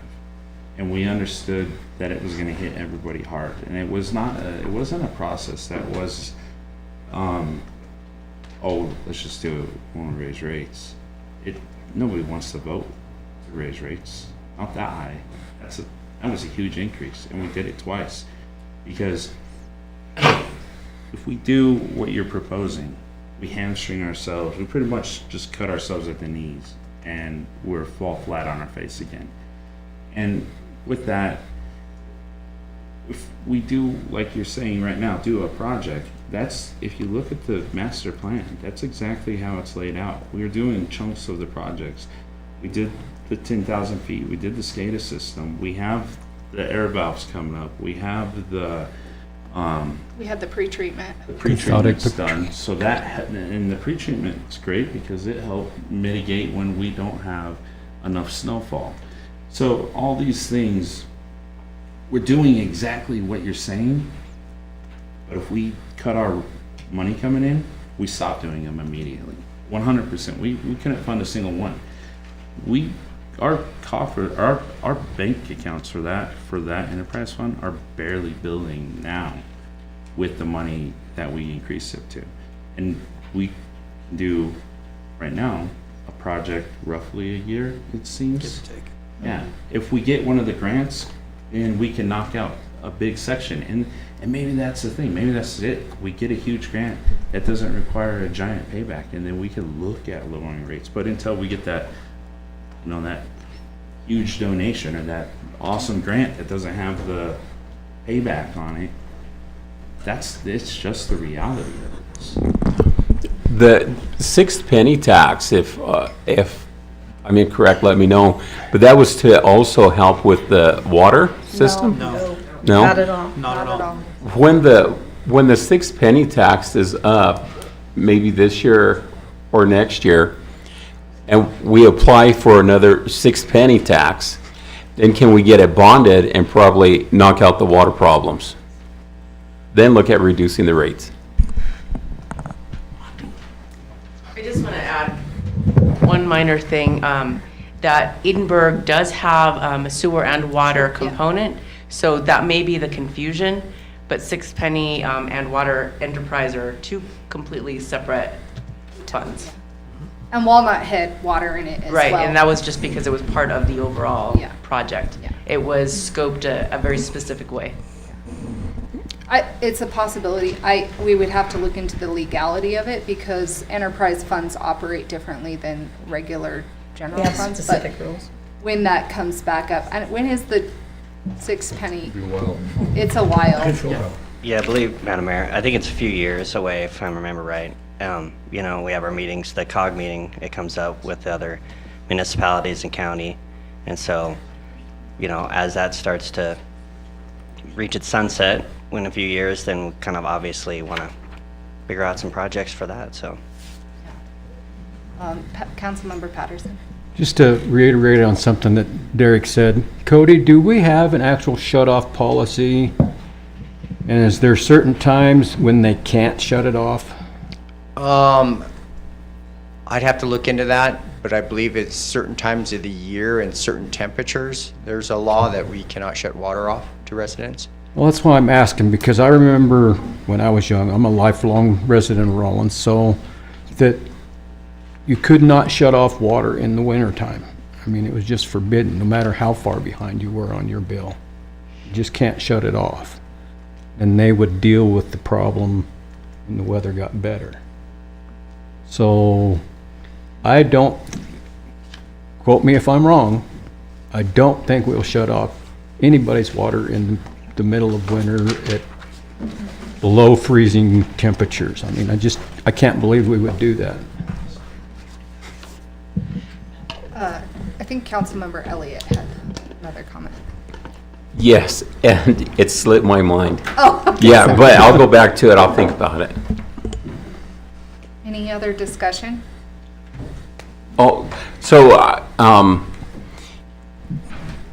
as Councilmember Pedersen asked, so are any residents being shut off during winter months for non-payment currently? That I don't know, but could talk with our accounts payable, accounts receivable department and get those figures. I know that we do have people that are delinquent month in and month out, but I don't think we're, like Councilmember Patterson's alluded to it, I think we have processes that are in place to at least help or prevent, like shutting off a bunch of people. Thank you. Councilmember Seelow? One thing to clarify a little bit to him is, he's talking about our transmission line, like where it just blowed out. That is not our main transmission line that just blowed out. The main transmission line is from the plant out to the field. Right. That's our main transmission Right. line. And that's what, we've actually got money right now to get the cathodic, they're working on getting the cathodic fixed on it and getting the blow-off valves up fixed on it so that whenever, these blow-off valves keep just leaking. So we need to get them fixed so we can contain the water. But the line you're talking about is the high-pressure line that feeds from the plant then up to the tanks. That's on the list of repairs, but it's lower priority than the main line out south. So we just have to work on it as we can afford to. And it's all in the works, it just takes time. We do have a master plan. I'm sure the staff would be happy to share it with you. It's exciting reading.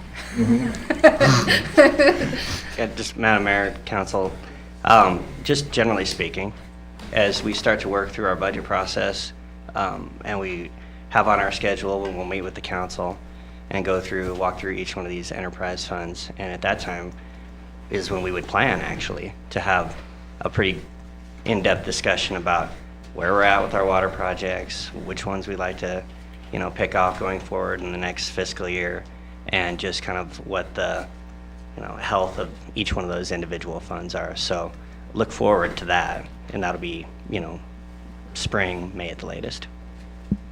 Thank you. Lastly, I do want to mention that we have a fabulous website for water. And Myra said thank you to me. And that keeps the Rawlins residents most up to date on where we're at with our water projects. And so for anybody that's listening online or anybody that's interested, you want to know what's happening, this is your site, the Rawlins one, I think it's Rawlins 100. Rawlinswater.org. Rawlinswater.org. So, any other discussion?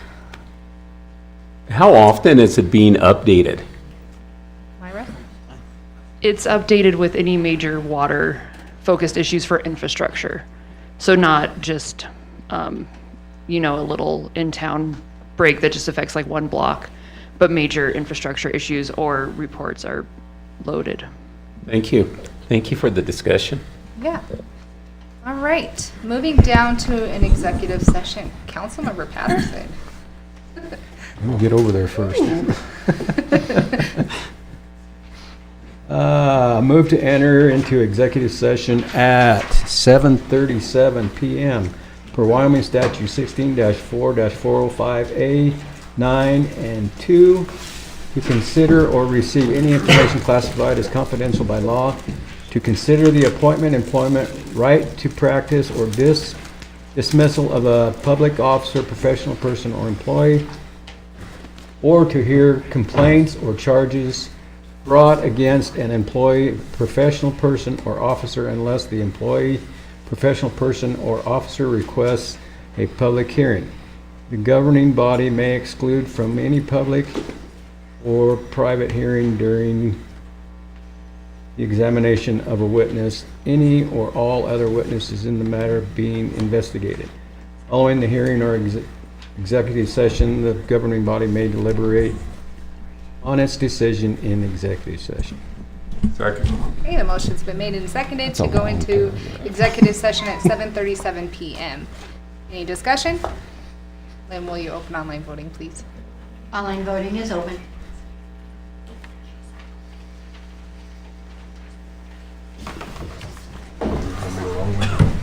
I don't think so. Online voting is closed. The motion passes with 7 yeas.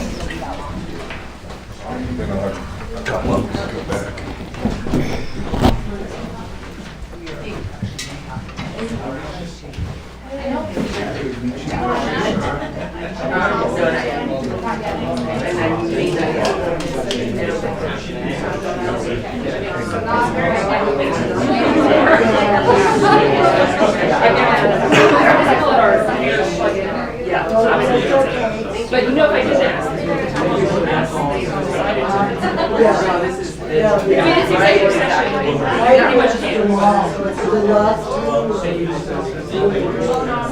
I'm so sorry. I'll just run right in. It's too late now. It's time to. And just for you visitors, sound will stay off while council's in session.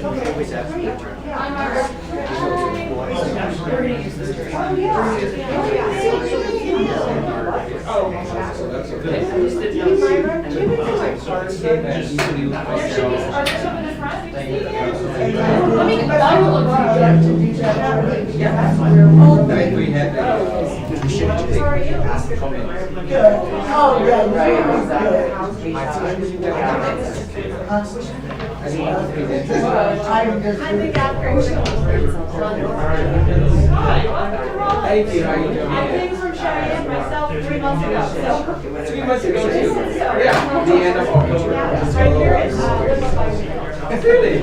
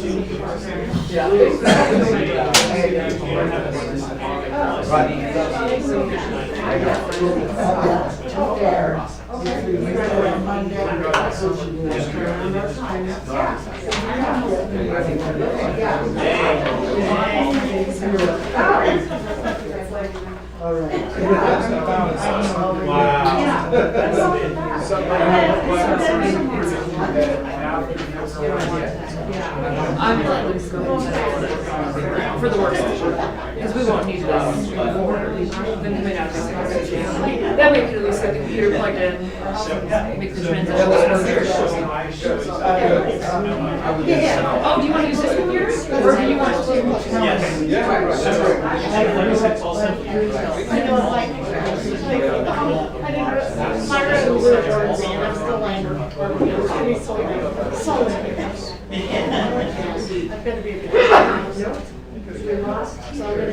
And it's even further from here.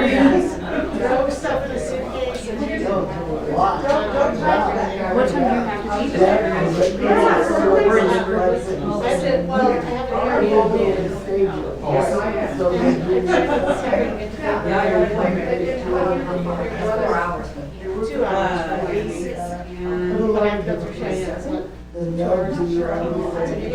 Where are you going into? I mean, there's a lot of.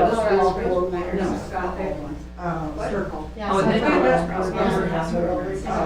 So this is. Do you want me to open something to start you off? I still have to go. Oh, yeah. Dave, what is it? Oh, it should say, easier that way. If I just put it there, so Rawlins things in there, and it's right there. Yeah, and so we'll finish up with the four of us up here, and then we'll switch to you guys, probably Matt, I would guess. Once the meeting ends, because they're still in the. They'll have to come back out and say. And then we'll close the thing, and then they'll say, okay, now we're starting work session. And then you guys get to. And then it's here, so.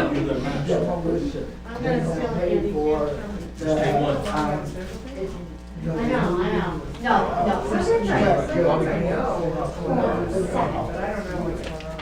At least now we know where.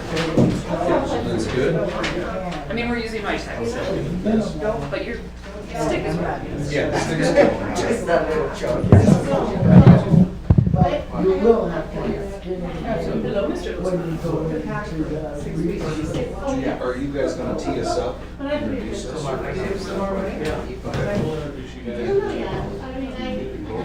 Okay. Sounds good. These are our two contractors. Take it away. Take it away, that's perfect.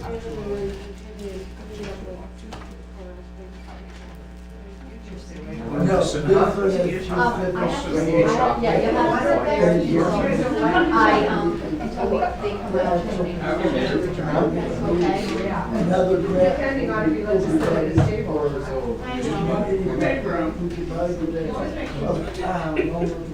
At least it's true for you. Okay, I'm going home. Are we gonna be? I'm going home. That's why I'm going home. And then, for example. I am. Follow up with what we did at the Chief. I'm planning, yes. Okay. Bye. Oh. Christina, can you, are you going to the restaurant? Can you? Have a good night. I know, I want to stay, but I. We don't want you falling asleep.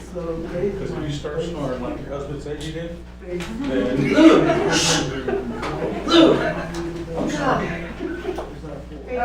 What we said at the Rifleman has to stay at the Rifleman. Yeah, to the two guys that don't drink. It's funny because the two guys that don't drink say that. Well, who would ever look for us there? That's true. Right? Okay. I can put those out. Hampton is good news, they're gonna tear it down. But no, burn the building. Yeah, that's actually. No construction. Motion to fix your bed. You guys want. But But as we we have go. grants that will cover. Yeah, that's a separate grant. We have two separate grants. One covers. This other guy's name. The one that you were talking about the other day was the plan. Right. But they won't do any He's construction. sent me over to, Is all those in favor? asbestos contractor. He said, we'll be taking it from there. Oh, I'm with you last week. He said, well, we're going to be coming to town. Okay, thank you. All right. Okay, so then we will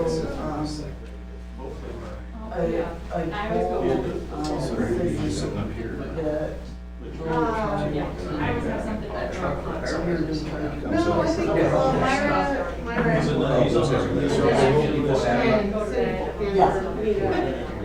Our goal is Absolutely. keep the communication. Absolutely.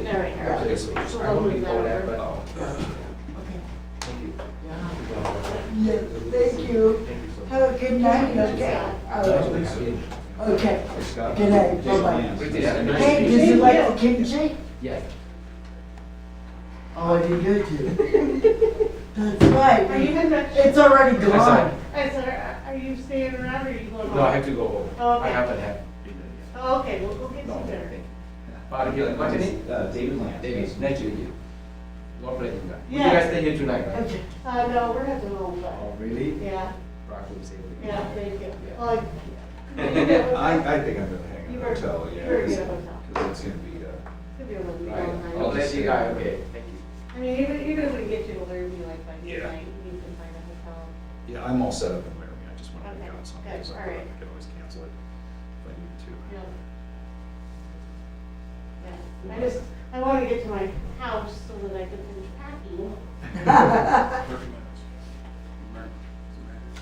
30 minutes, you're gonna like, you're gonna say, you're gonna say, you're gonna say, shut your mouth. You can shock them from the back. Scott can throw stuff at me, you can just be like, enough! Yvonne? Never, like- never, never. Yeah. You gotta go to Colorado Springs tomorrow. Yeah, so I have an interview at noon, and then, I have a meeting with the city of Colorado Springs at like 2:30 to 3. And then I have to set up, so it's Society of American Military Engineers. So I set up for that. Oh, you're helping them set up for the I conference. set up Oh. too. Yeah, and I'm like, I've asked them like four or five times, like, what time do you need me there? And they haven't answered me, so I'm like, I will get there when I get there. Yeah, at that point, you just show up. Yeah. So, Long day. yeah, and then Thursday all day is presenting The at conference. the conference. And then Friday, we're coming, I think I have a meeting with planning department in Colorado Springs in the morning. And then we're zooming back to get to quarterly meeting with Jan and Cheyenne by the end of the week. That's right. And Kurt's coming up for that, I think. He Is said, he? I thought he said he was coming up Yeah, to I Cheyenne. think We'll be in Fort Collins, I think. Yeah, you're gonna be awful. That's Thursday, right? Yeah. I just have a doctor's appointment on Friday, otherwise I couldn't come up. And then, I get to be home for 3 days. Next week, Thursday. And then Benita and I are going to the WAN conference. Are you going to WAN with us? She's going to WAN. I'm not. You're not? No. I have to watch her funds. And after, yeah, that one is expensive. It is expensive.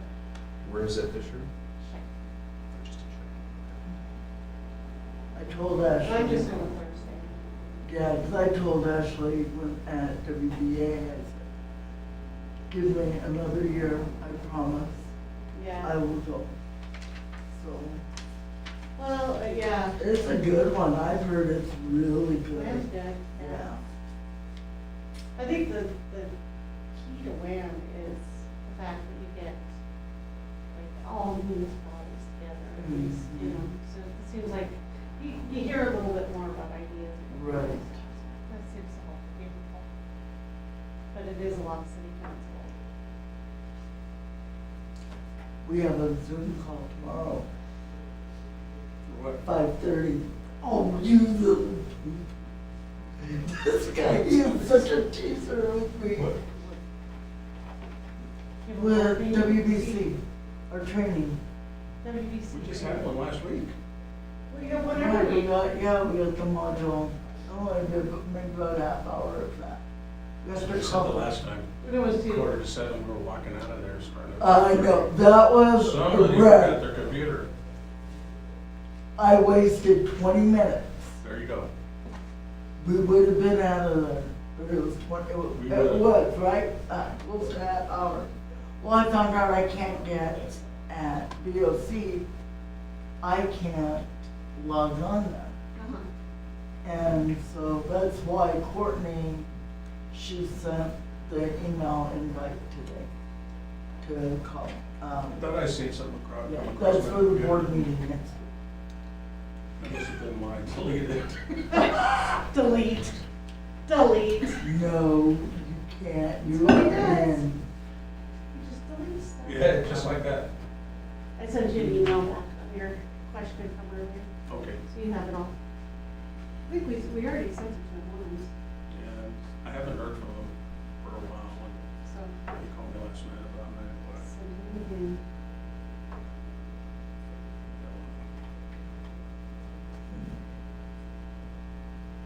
So it's at 5:30 tomorrow? Yeah. We'll be done by Yeah. 7?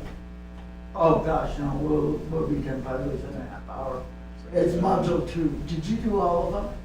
Did you do all 4 of them? Well, yeah, I just went through. I did too. Some of the answers, if you go through and answer them, then you get one wrong. And then You you go failed. back and hit that answer that you thought was Right? right, and it's still wrong. So I got, and I went through every one, and it said wrong. There's something wrong with your system. Well, I failed one test. I failed module 3. No.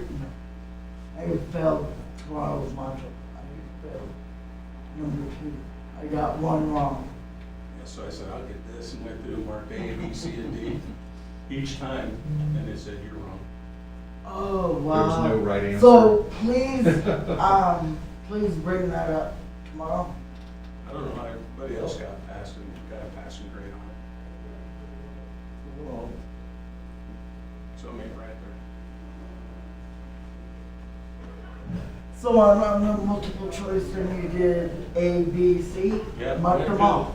Went through the multiple choice, Uh-huh. and then just started back up at A, Yeah. wasn't right. B, wasn't right. C and D, wasn't right.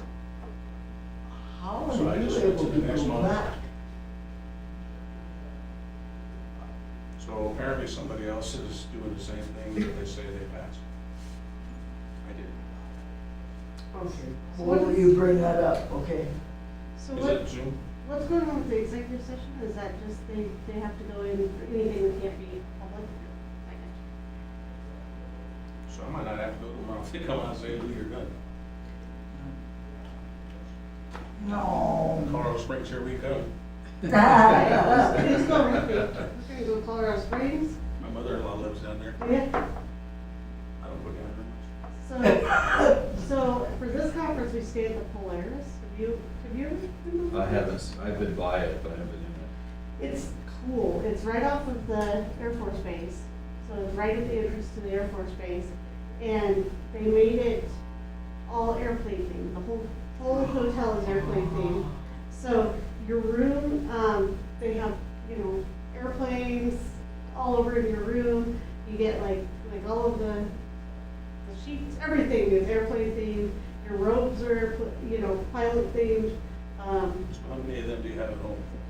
That's the question. I did not steal any. Did not steal any of the robes, even though they are very cool. So if I get one for Christmas. But everybody Yeah, should you do will. something. That fast? I How didn't are get to you? go. They Oh, they they didn't want kicked me. you out. Oh. How are you? I don't know if I kicked. I'm happy to stay out of the crosshairs when I can. How are you doing? Hanging in there? Yeah. It's fine. Busy.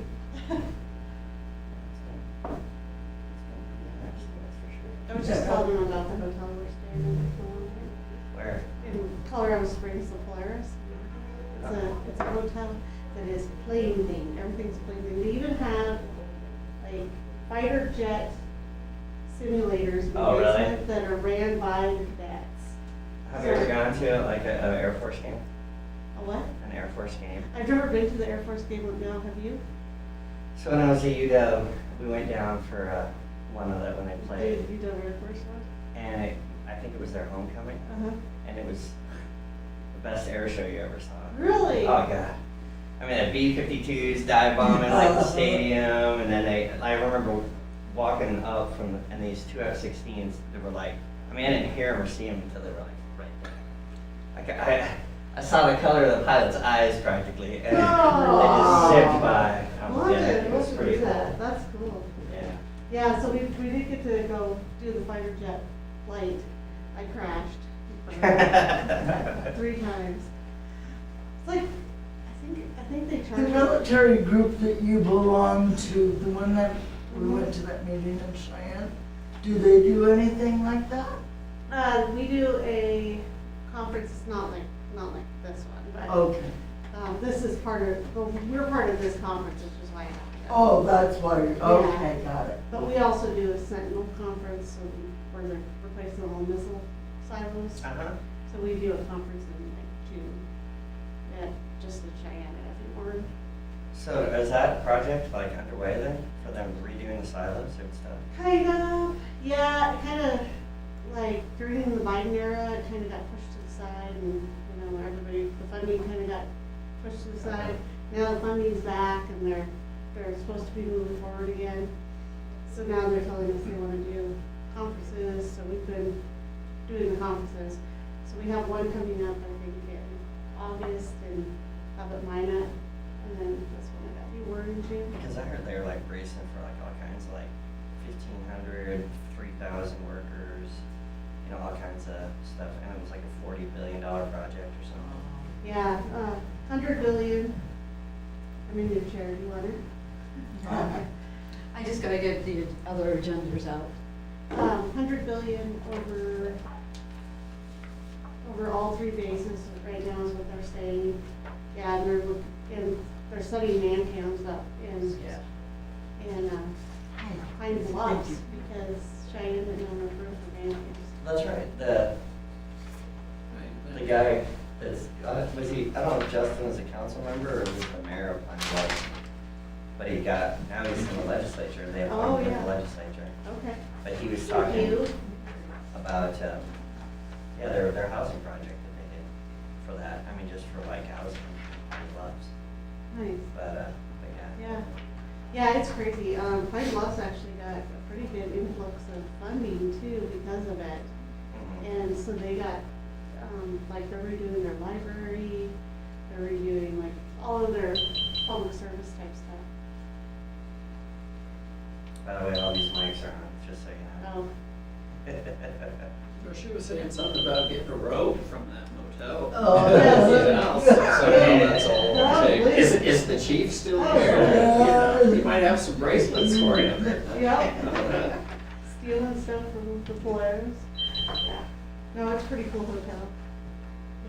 They have like aviation bar and, all of the restaurants and bars are all like themed. That's what that Cheyenne's trying to do right now with their old airport is, like, I think they went in for the 6 million tax, but got turned down. They're trying to redevelop that. They would put a plane themed restaurant in all over.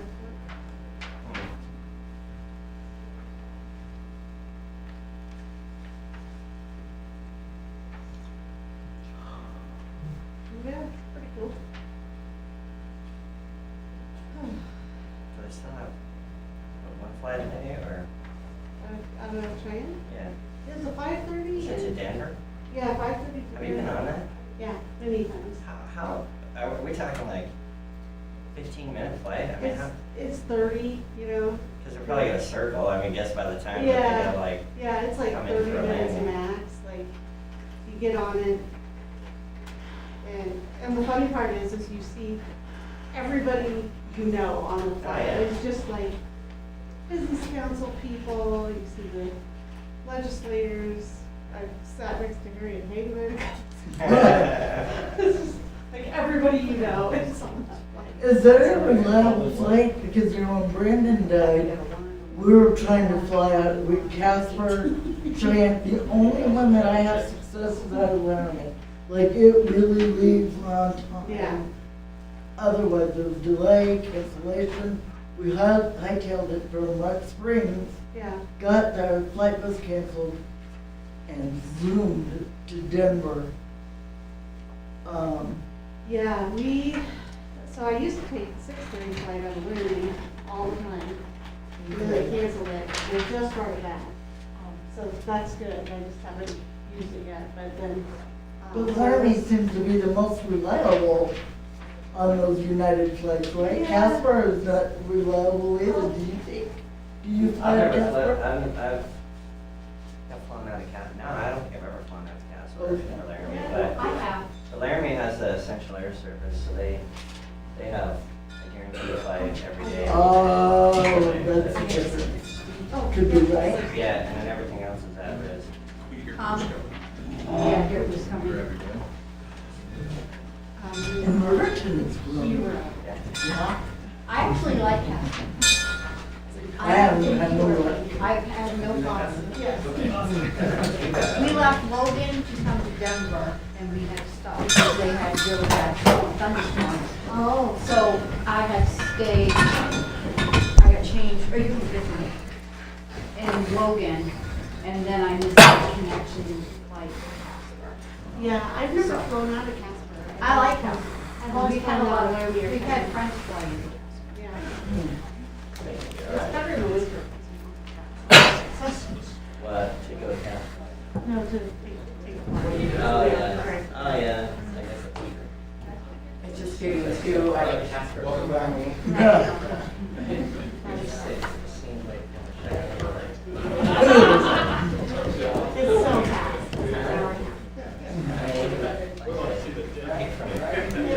Mostly just depends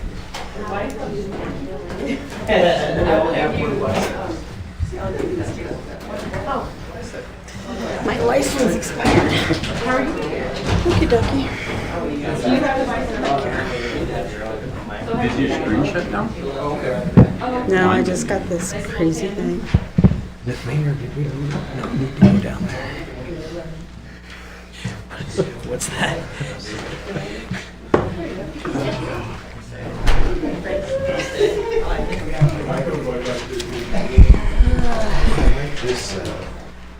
I missed this.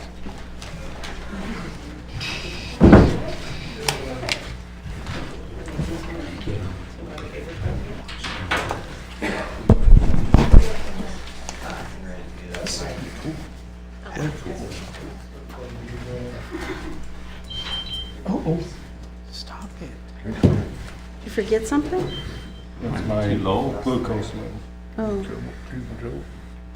you need candy? Do you need a piece of candy? I don't know. You want a piece of candy, Terry?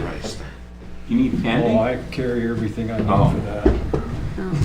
Oh. Mine won't give you old. Actually, it was a signal loss. I forgot to hit my phone down. All right, do I have a motion to come out of executive session? Councilmember Patterson? Move to come out of executive session per Wyoming Statute 16-4-405A 9 and 2 at 8:04 p.m. Second. Okay, the motion's been made and seconded to come out of executive session at 8:04 p.m. Any discussion? Lynn, will you open online voting, please?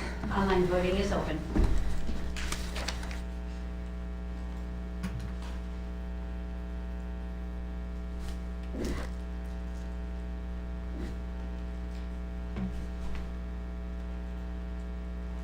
Online voting is closed. The motion passes with 7 yeas.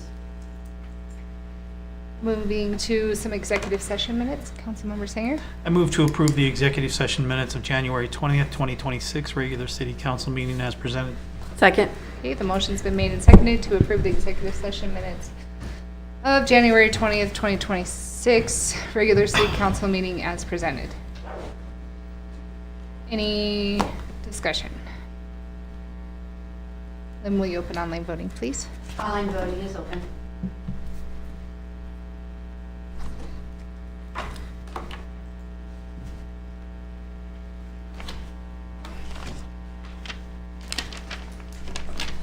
Online voting is closed. The motion passes with 6 yeas and 1 abstain. The 1 abstain is Councilmember Gardner. Okay. Were there any objections for matters discussed in executive session? Seeing that there are no objections to executive session, I will go ahead and adjourn this meeting at 8:06 p.m. And we will go ahead and proceed with our workshop. Oh, Bruce is good. I don't know. Well, how about you take a 2-minute recess to get your bottles? You think you can run that fast? We'll wait on him no matter what.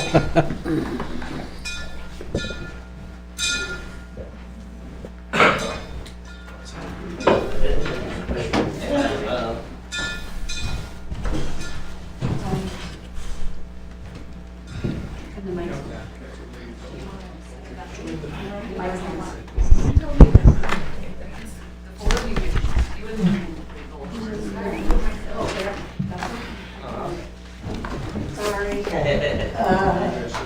I'm just gonna run the car.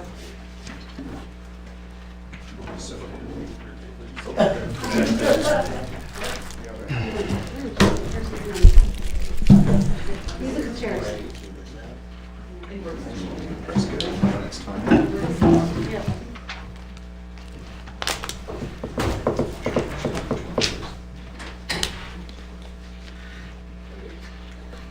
I know, I'm way more fun if I didn't know.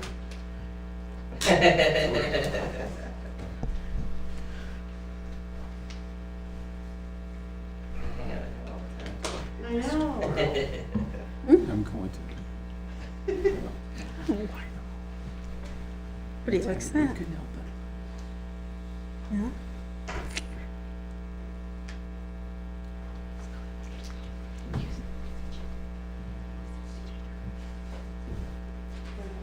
I think it's across. It's Ingstrom. Yeah. Yeah. Yeah. Yes, I like him. I should have.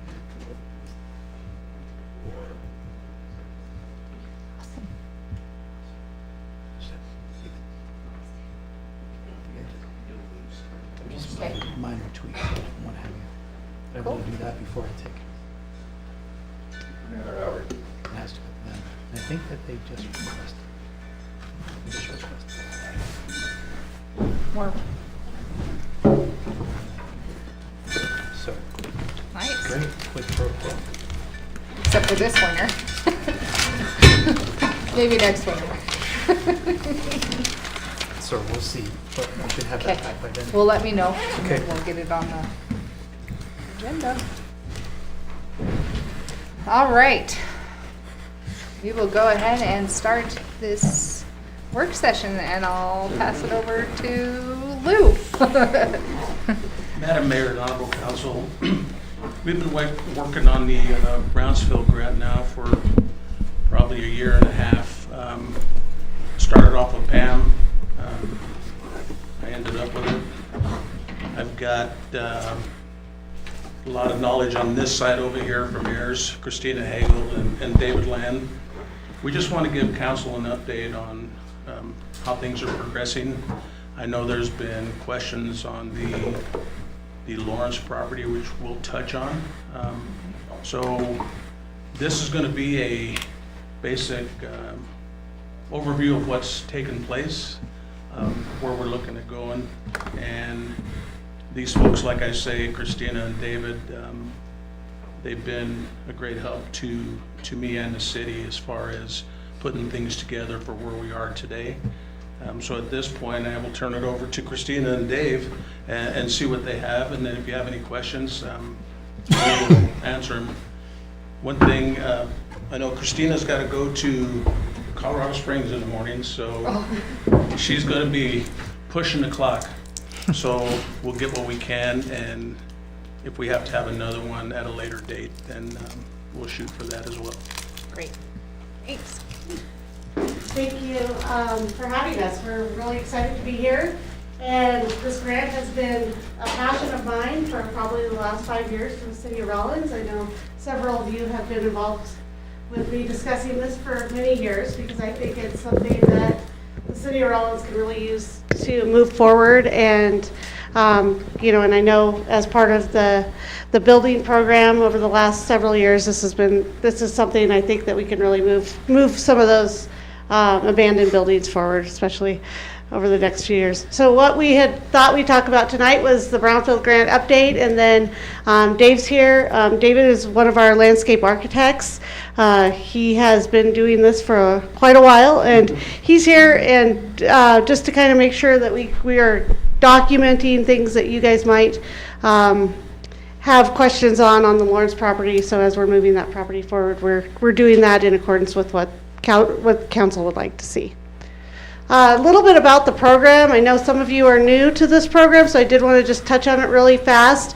The EPA Brownfields program has been around for about 30 years.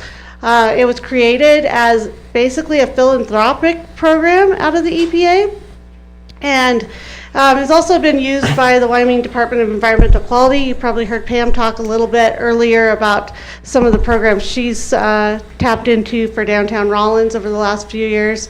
They do provide grants and technical support for communities and public-private partnerships. About 3 years ago, the City of Rawlins applied for a Brownfield assessment grant. At the time, it was around $300,000. They did not get it the first year. Second year, they reapplied, and the city ended up getting $500,000. And it was a no-match grant for technical assistance. So technical assistance and support for the community for revitalization and economic development and brownfield cleanup. So I always like to make sure everybody understands what a brownfield is.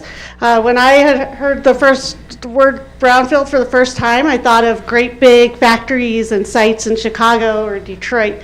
That's not what this is. It just is any property that the reuse may be complicated by the presence or potential presence of a hazardous substance, pollutant, or contaminant. So that could mean anything from property with asbestos and lead-based paint that everybody's afraid to take a look at because there might be asbestos in it, to a large factory. So how are they created? Well, I think we all know how they're created. Somebody leaves a business, somebody leaves the property. Somebody buys a property as an investment, and nobody ever does anything with it, or it sits for years and years. We see a lot of places that are brownfields that, we see a lot of dry cleaners, gas stations, rail yards, manufacturing properties, but we even see homes. We've worked on a lot of homes across the nation. I did one just recently where a home was across from a city hall where they just couldn't seem to figure out what to do with it, and it ended up becoming a brownfield, and it was one that we looked at cleaning up and demoing, so the city had a property they could sell and not have it sitting there as a liability to the community. Cost of doing nothing, if it's just left to its own devices, it'll continue to fall apart. A lot of times it can end up, causing problems with people's property values that are nearby. It can spread contamination across different areas. If there's an old property that has a lot of asbestos and it just sits there for a long time, that can start getting out into the environment because as the property falls apart. And then, of course, you get the loss of the tax base. If it's not being used, you guys aren't getting taxes as a city for that property. And I won't go over this slide too much more, but the impacts are the economic impacts, which we just talked about, job creation, liabilities, social impacts, blighted buildings, eyesores, public safety issues. I know Lewis told me several stories about public safety issues in banned buildings. Public emergency and service have to maintain those buildings. Your police department has to go and check those buildings. So that's all a cost to the city by having that property not being utilized. And then, of course, the environmental. One of the pieces that people don't think of a lot of the times is if you have a property that is not being cleaned up and there's runoff around it, you can spread issues to other properties from the runoff. So something to think about. So how this grant worked, the first thing that we did right off the bat was we launched. Lou developed a core team within the city. We used a lot of the heads of the city departments to sit down, come together, come up with a plan, really talk about properties that they had on their minds, things that the community had brought up, And then we developed a plan. We did an inventory. We've worked with the community to do that inventory multiple times now. You guys probably seen us out and about at events, and we continue to gather properties that might be something. And this inventory will move on past the life of the grant and be used to add more funds to that, as you know, so you guys can apply for more funds. So that inventory is something that will continue to grow as we move through the grant. We engaged the public. We have been out and met with several different folks. We've spent time at the coffee shops. We've spent time at the senior center and across the community talking to people and garnering excitement for this process. This grant really is a jumping off point for you, and it's been a jumping off point for a lot of communities to get a plan in place so that you guys have something to continue to grow on as the city is moving through these old buildings and getting rid of them. We developed plans. There's specific ones needed. As Pam talked about, when you have federal funding, there's a lot of things that we have to do. So that's something we did. We assessed a lot of buildings, and we'll talk more about that. And then we've re-envisioned some things. We've looked at different things that we can maybe think of ideas and ways that maybe somebody can redevelop those buildings. And that just gives people ideas so that they can come in later and say, oh, the city's already done all this great work on this property. It's easy for me as a developer or as an investor to grab hold of that and keep moving forward. And then the momentum we talked about, let's keep the momentum going. Let's continue to look for additional funding to add to this process as we move forward.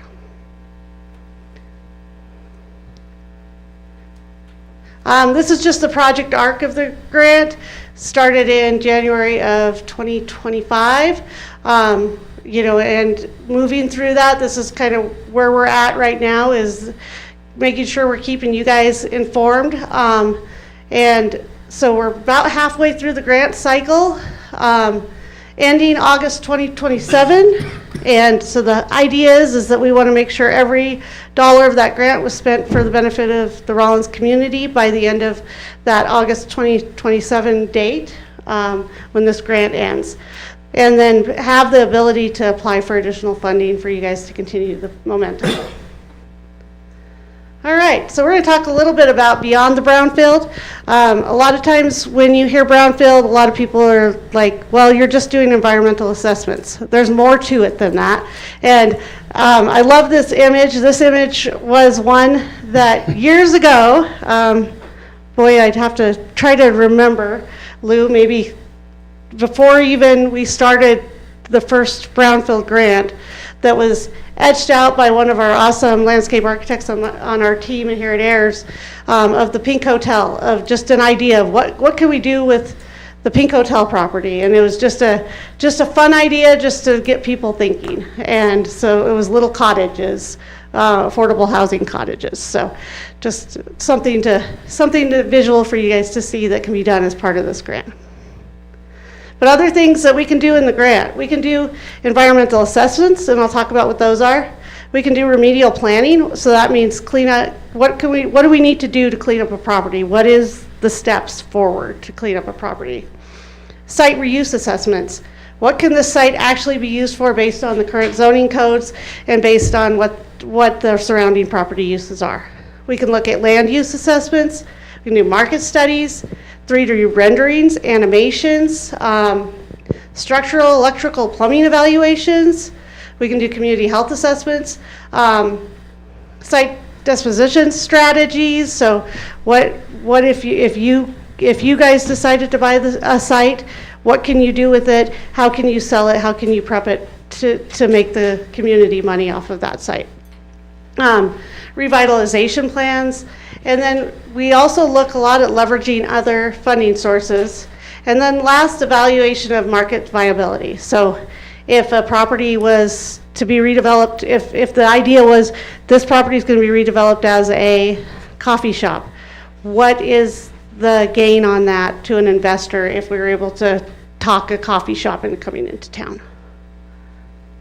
And then there's a lot of out-of-the-box approaches. I always recommend to people ask. If you're not sure if the grant can cover it, ask, and we'll take a look in the documents and work with Danita and others to make sure that it can cover it or not cover it. Things that we've done in the past, feasibility studies, storytelling, redevelopment plans.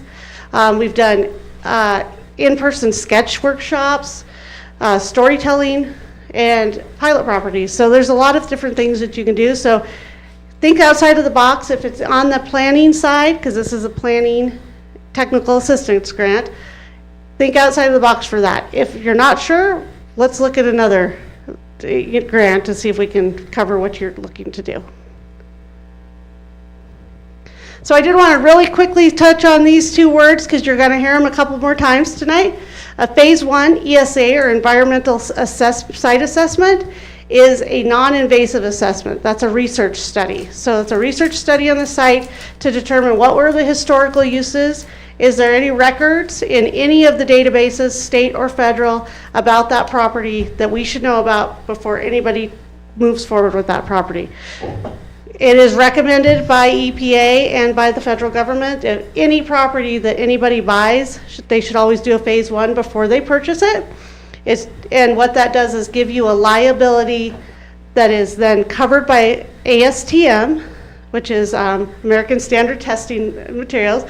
It's a liability coverage that you get that covers you for up to, I think it's $1 million, Dave? It covers up to $1 million of environmental contamination if you were to find it later on. So that's something that is always recommended.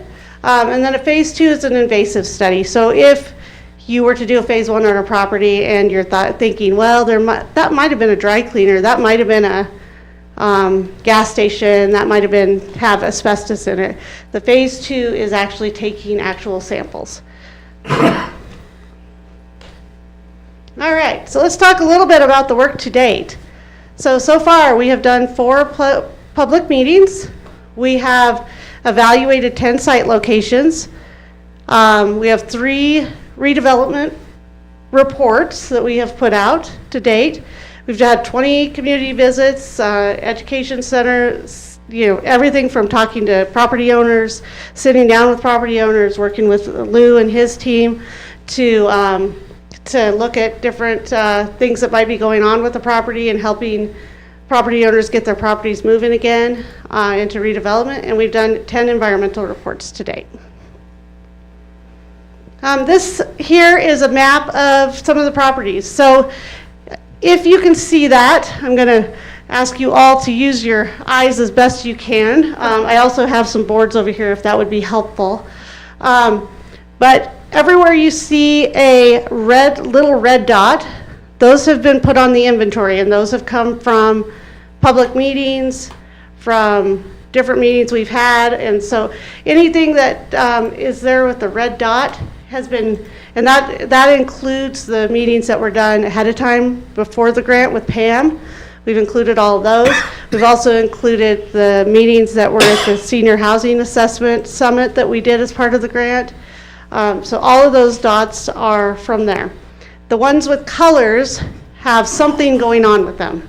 There may be a redevelopment report, there may be some environmental assessments, or something else going on with them. And Dave, can you click the link up there in the top corner for me?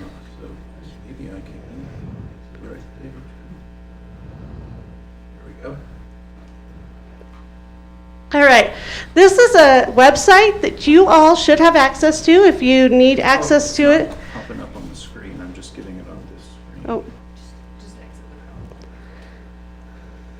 I'm just going to see if Myra can help here. Minimize it. Yeah.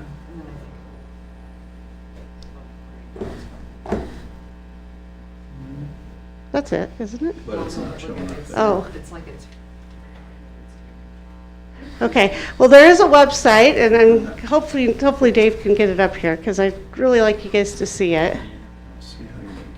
QR code works really well. Does, okay. The QR code. Yeah. It's like it stops syncing altogether. Yeah. Do you want to take over, Myra?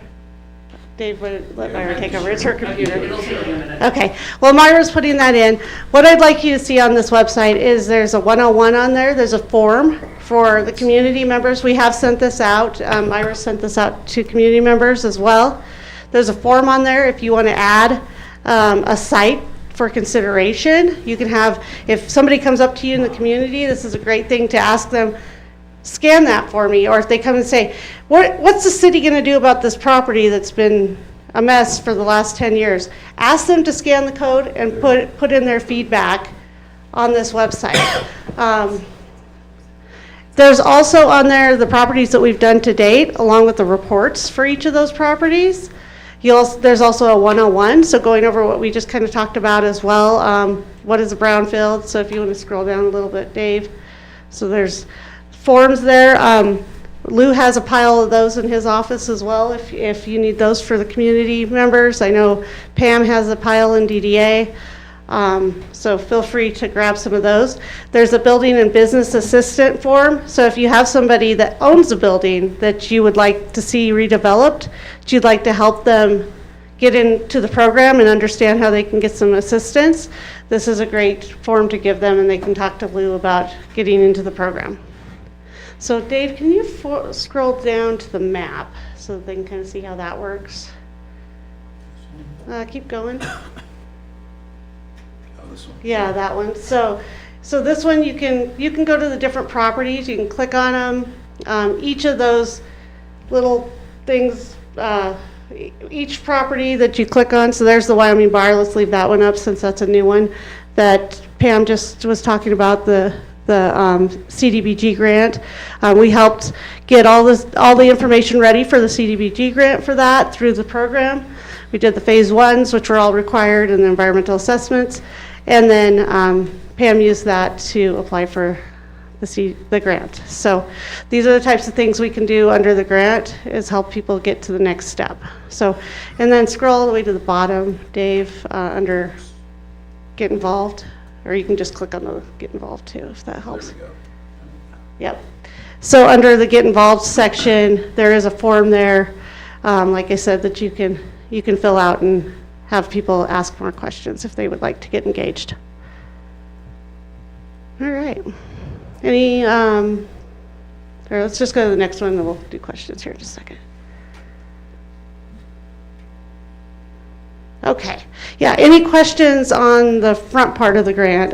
We're about halfway through, so little less than half the money has been spent to date on all of these projects. In addition to the projects you saw up here, there's been some additional projects that Lou has had the team work on with him.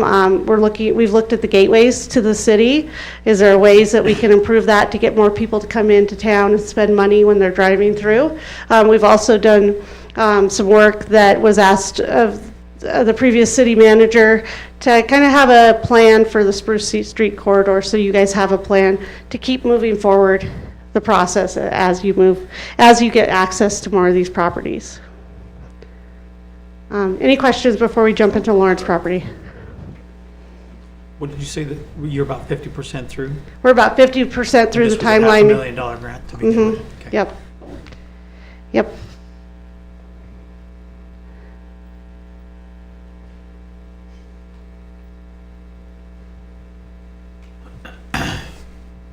Okay, well, I'm going to hand this over to Dave. He's going to talk about the Lawrence property a little bit. Good evening. My name's David Land. I'm a landscape architect, as Christina said, and I think one of the cool things about these grants are there's a lot of flexibility in the space. Years past, it was just an assessment grant long ago, and what they found was that people would do these assessments, they'd figure out something was wrong, and then say, now what? So the planning part of it is what we really get excited about in my team. It's just coming up, looking at sites, reimagining them. You guys know the difficulties of the site, so I won't go into those in a lot of detail, but we've been looking at those from an assessment standpoint. This highlights some of the assessments that we've done to date, and I might have to point to Christina more for those, but phase 1 and phase 2, or phase 1s and then phase 2s on the way.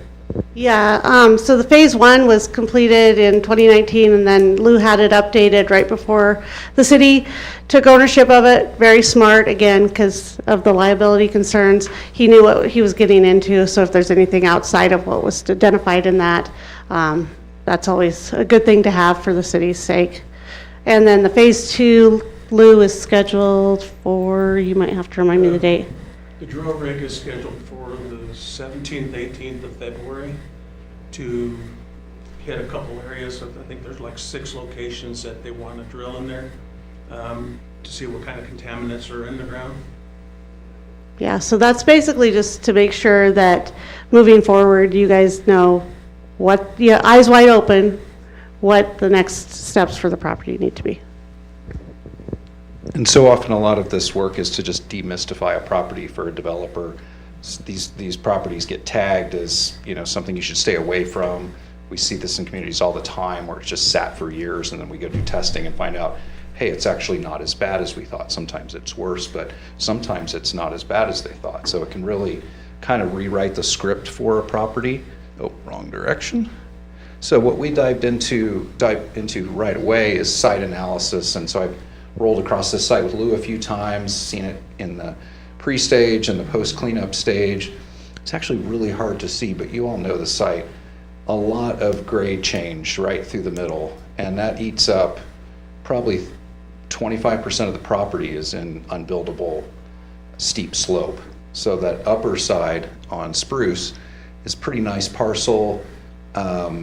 It's got good access off of Spruce. There's some adjacent manufactured homes on the northeast corner and the northwest corner.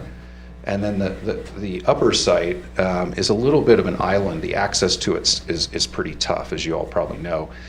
There's roads up there right now, but they're not the kind of roads that, you know, someone could drive on to a senior living center or any of the number of the things that could happen up there.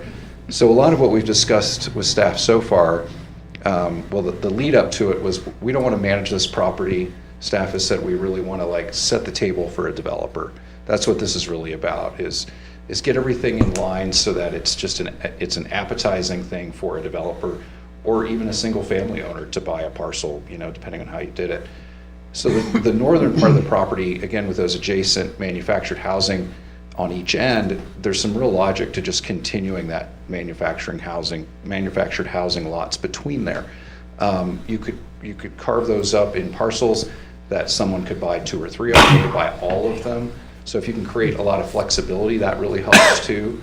Again, making sure that it just looks like a good opportunity for somebody and they know it's clean and all of those things. If you do that first round like that, you could generate enough capital to start thinking about the upper portion of it. It seems like the sequence would go like that. The upper portion, you know, you might, you know, first start talking to some of the businesses on Cedar, see if they have any interest, you know, the car dealership, whomever, in growing into that space. It's not as big up there as you think. You know, when you get up there, and you have all probably been up there walking around, it's a decent sized parcel, but it's not endless. So it's pretty limited in terms of what you can do. But an expansion of the car dealership or something like that is a real obvious choice. There is, I think, next on the Peterson property, I wish I could point, but I don't think it's going to let me. Oh, it will. There's an access point here that's owned by this property owner over here, which could potentially be some opportunity to get some access to the upper property without running a road up that hill. It's just so small at the top of the hill, it's hard to imagine the return on investment of building a road to get up there.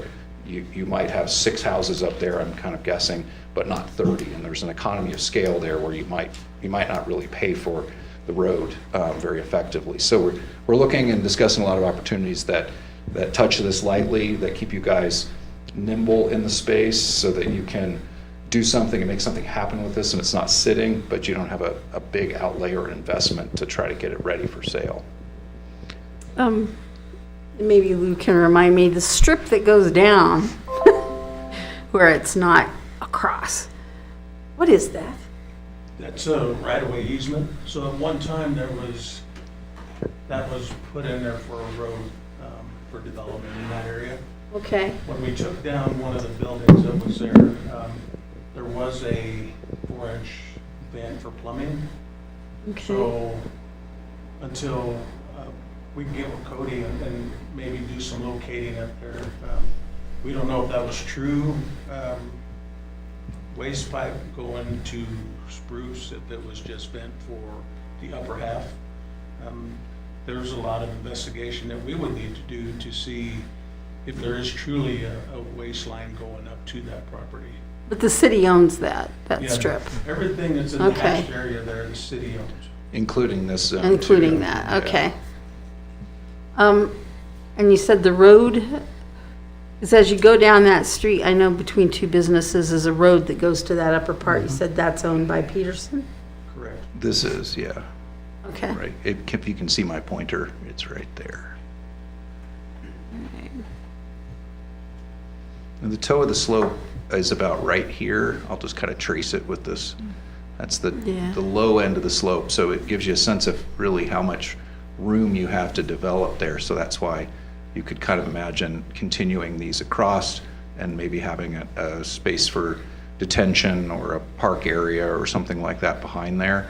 If you were going to build a road up there, you'd probably, to the upper side, you'd have to start it here and probably take the whole length of the property to get up there to make it flat enough. So it's a pretty big investment. So Dave, actually Lou, that part that's the Peterson property, the one that's between what used to be the bouncy house and Jared Frakes' property, that road that runs up right there, that is Peterson property. But it's offset and actually goes into the one that's on the hill.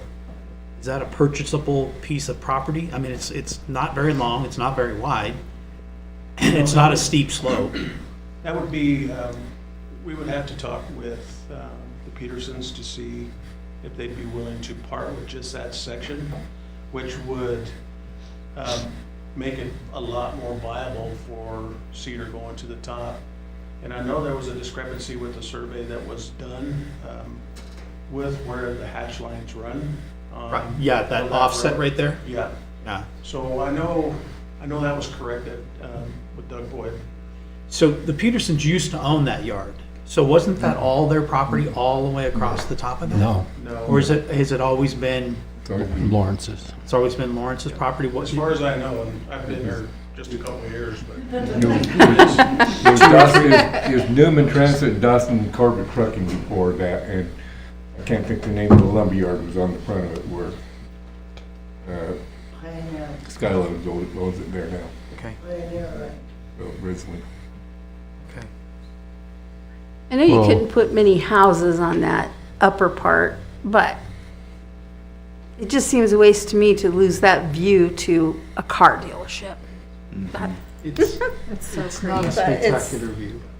But you can see the mountain, you can see You so see the far. mountains, but yeah, you're right It's across nice. the road. Well, in the early days of the Lawrence property, Lawrence leased that road to get to his property from Cedar Street. Because that was, yeah. It was railroad, and the railroad wouldn't sell it because they was actually gonna tie Western Main Street over to the fairgrounds. Is where it's supposed to go. But Rodeo Street? The They the Rodeo Court Street? Rodeo Court is supposed to tie Rodeo Street over there. So that's, But it never was any, and later on Peterson bought it from the railroad.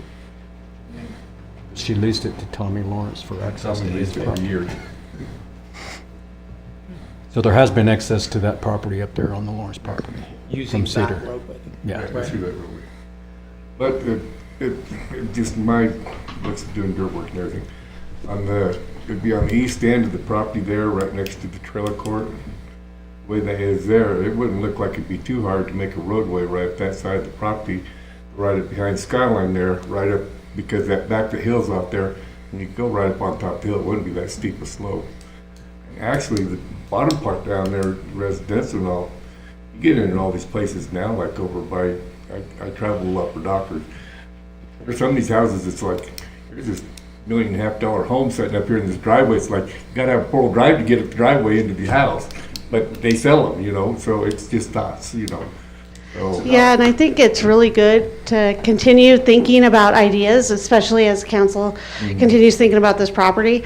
We do have to be a little bit careful on coming up with ideas or putting any ideas down on paper until the environmental study is done, just because we don't know what's there. Yep. Once we know what's there, we can say, okay, over here, you absolutely cannot build a daycare. But, or over here, you absolutely cannot build a house. So we'll be able to kind of give you guys a little bit more, whether or not it's gonna have to be industrial, or if there's residential use gonna be available there based on the environmental studies. And the car dealership idea was just like a first round discussion, because we agree the views are pretty awesome up there. And it'd be we can start to play after we have that study. For them to usually think they'd have to move a bunch of dirt out of there, but maybe not, I don't know. It's about, from the grades on this drawing, about 50 feet of grade change. So it's a 5-story building right there, really. It's kind of daunting when you think about it. And there's even a little bit of grade change along the south edge of the site between that and the properties along Spruce. So if you look out, I'm sure you guys know, look out the back property, there's kind of a bench, Well, that's what small she was- bench there That's what she too. was talking about. If you go up there on top, I mean, everyone says, well, you look down in the back of the car dealers. If you got a 6-foot fence around there and you got your can't house see. built up there, you can see Yeah. everything up there. I mean, it's a beautiful site, for scenic, but. Sold. So, You bought it. Build your house up there. Build your house up there. I spend a lot of time up there. So did I. So these were, do you want to talk about next steps on there? Or I can, either way.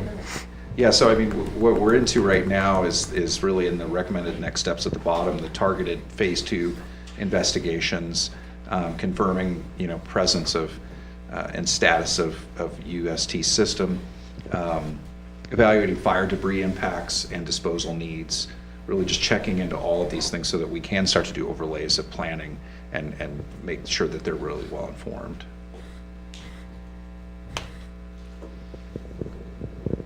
To you. Does anybody have any questions? Pretty well went through. Councilmember Elliott? Well, I don't have a question and answer. I have a comment or a suggestion. So, let's see. During our fairgrounds and events at the rec center, not the rec center, at the fairgrounds, Spruce Street is congested, so there's parking on the north side and the south side of Spruce Street by the fairgrounds. And if you're going down there, even if there's a Mexican dance going on or whatever, you got to go really slow because people can run out and it's just a narrow way for one vehicle to get through. I think I've had to pull over for other vehicles to come through. I think that bottom space would be better utilized as asphalt parking for people to attend events at the fairgrounds. My own thoughts. And then the top of the Lawrence property would be, a good usage of trailers and RVs, because in Rawlins, there's a lot of people that like to do outdoor activities, and they have RVs, they have trailers, they have fifth wheels, and they're on the streets. And that's been a issue in Rawlins for a long time. And I think the top part, would you think that how many vehicles or RVs would fit on the top of the Lawrence property? I'm not sure. Yeah, I'd have to run the numbers. I think I wouldn't want to have you guys build a roadway up the side of that hill. So without access from Cedar Street, I think it would be a difficult thing to do, because building a road up that side of that hill is going to probably be in the several $1 million range. Yeah, I was thinking the Cedar Street access up to, and I calculated 100 trailers or RVs. That might not be, enough room up there. We have a method that we can run those numbers based on how much room is needed in between each. Sure. Sold. Yeah. So I guess one question for Councilman Elliott. Yeah. Are you looking at city perhaps taking that? Because the city's not in the market to be landlords by any means. What we want to do is we want to make sure the site's clean and get a developer in there, whomever we can find to buy this property and say, here's your clean bill of health. Let's see what the zoning requirements are, and then we can move forward. And if City don't want to be involved in the the landlord type. So If yes, the this county w- wants to buy that parcel, we'll just put that out there It's for parking. Yeah. They There can you approach go. us. And so so yes, I was thinking the city could work with the citizens, to park their trailers up there, probably put it on their water bill, $25 a month. Currently for commercial properties, just on Town and Country Real Estate, there's 12 listed for commercial properties, which we all know there's a heck of a lot more commercial properties for sale in Rawlins. Homes for sale, 81 just on Zillow. Rentals, 41 on Zillow.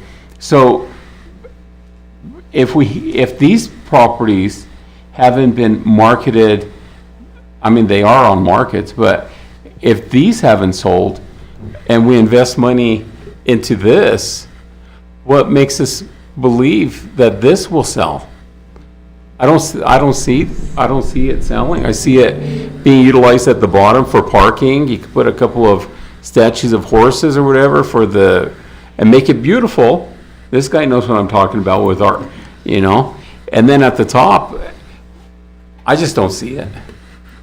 And if you look at it from the fire side, if you access the Cedar Street side, Yeah. and we all know how congested stuff gets when you have a fire. We take this, for example. You're gonna have to have one way in, one way out, driving in, driving out to take care of what you need to take care of. I don't think, I guess for the sake of discussion, we as a team are looking at making sure we got a clean bill of health. Yeah. We get an appraisal on it, and then we move forward with that. How much money is the city, are you expecting that the city is going to put out to develop what this presentation is? The city's not going to put any money to develop this. We have the Brownsville grant that we're going to use to assess what dangers are there. Yeah. And then once we get that from heirs, we're going to say, developer, we'll put it out there. Here's the tests that were done. We are good to go. So you tell me what you want to put in here. If it's a parking lot, we make sure that it fits our ordinance for a parking lot. If we're going to put trailers up there, then we need to make sure that we're going to fence it. So that's going to be another expense for whomever develops this property. So there's a lot of what ifs, but I think the main what if right now is we need to see what kind of contaminants are there. And once we have that, then we can move on the next step. Yes, I understand that. Thank you. Councilmember Sagan. So, are we at a good jumping off point here, Christina? Yeah. Okay. Is there more beyond the Lawrence property that we need to discuss that we can do in another meeting? I think the big one for us is we hear a lot on the Lawrence property. And we just wanted to get that out and clarify it a little bit so we can move forward with what we want to do. Okay. Scott? Did you have? Yeah, just quickly on this, excuse me, on the Lawrence Street property, how are the phase twos being funded? Are they're Brownsfield Phase 2, right? Yeah, the phase twos are being funded under the Brownfield grant. Okay, and if it comes back hot, how is that gonna be remediated? Then, if it comes back hot, we will apply for funding for remediation. And we have a couple different options for that. Okay, and it depends on the severity of the, if Cor- it's hot. correct. What is on it. So here's kind of my confusion and my concern with this. When it was 22, when the resolution was issued by the city council to apply for the Brownsfield grant. And it said engage in identification. I'm just afraid we're diluting this 500,000 from what it was originally intended. Because Lou and I had talked, I was able to come down and visit with Christina and Matt. And that was before we purchased the Lawrence Street property. And it was going to be on the west end. It was going to be stuff that we already knew, that we've lived with for 25 years. And now it seems like we're going to dilute that pool of 500,000. How much has been spent on the Lawrence Street property of the Yeah, to date, very, very little, like Okay. $5,000 maybe at max, just for some initial reviews and stuff. But then a phase two, they're what, 20, 25 grand? Depends, I don't think it was quite that much, Lou. It wasn't super, it's not a super expensive one, because we're just doing 6 holes, so not super expensive. So about roughly 10% of what's been expended on that $250,000 has been spent on this property. When we got into this brownfield, I thought we were gonna really focus on the west end, where we've looked at a lot of that stuff. I'm just afraid we're diluting this $500,000 that we went to the EPA for and said, you know, address contamination on critical properties, and that was in '23. So, council, I think where Mr. Thayer's going with this, if we look at the budget in, if we look at the express in, am I right, Scott? with Yeah, that too? and now we've got the spike, and then that propane place over there. Okay, I mean, so- isn't that one hot too, Lou? The budget in, the express in, there's a note that's owed on that. We, as a city, can't afford to pay the notes that are on that. So, to answer your question, we really haven't done much on them too, due to the fact that the note's still there. I've reached out to the gentleman that owns it. Not getting anywhere. I'm working with Anita, and we're gonna take Pam's tactic to see if we can get something done to have the financial institution say, you know, let us send you pictures. This is what you're collecting, which is very minimal. $200 a month is what this guy's paying. And do you want this on your neck, I guess, what I should say, your head, is there's a lot of liability on these two. The Sunset's the only one that don't have a note on it, which is, he's wanting $280,000 for that, which isn't really worth it. So to shift gears from the west end, trust me, I, as a city employee, would love nothing more than to go through and clean up that west end. But where do we draw the line with the money that's owed on these notes? This is what we're running up against. And I'm hoping that once I think we have a meeting with Anita and Pam, and we're gonna tackle this and see what we can come up with to address some issues. So yeah, trust me, that is a topic of discussion. Everybody we talk to is the west end. And the Golden Spike, they were trying to give that portion to the city just so they could sell it. There again, if we get into subdivision, then now the city's stuck with this Golden Spike, which the city's not into taking properties that's been deemed dangerous, and now it's on our neck to take care of that. So I understand funds where they're going. I just, as me, unless I'm told different, then we're going to have to kind of hold off until we come up with a plan to tackle that in. But here's the concern, it's been 20-some years. And I can't imagine they're getting any better shape. If they collapse and fall in, doesn't the city have to step in and clean them up, whether you want to or not, even without having fee title? And that's where we would have this discussion. Yeah. Now we've got this building that's collapsed. Now, where do we go from here? Rob Hart's place, Yeah. City of Rawlins, here's your liability. That's why we're hoping, Scott, that we can get some kind of satisfaction with the meeting that we have with Pam, Anita, and myself. So see if we can't reach out. I tried calling the bank in Hollywood, and the lady told me she couldn't talk to me due to the fact that they had no permission to let me talk to them.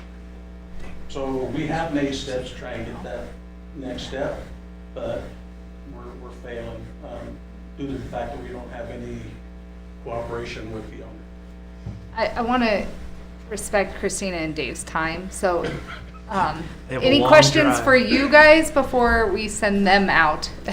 And we could, And Mayor Wells, we're here for you. Please Thank don't worry you. about me having to be I'm used to operating on little sleep, so we're good.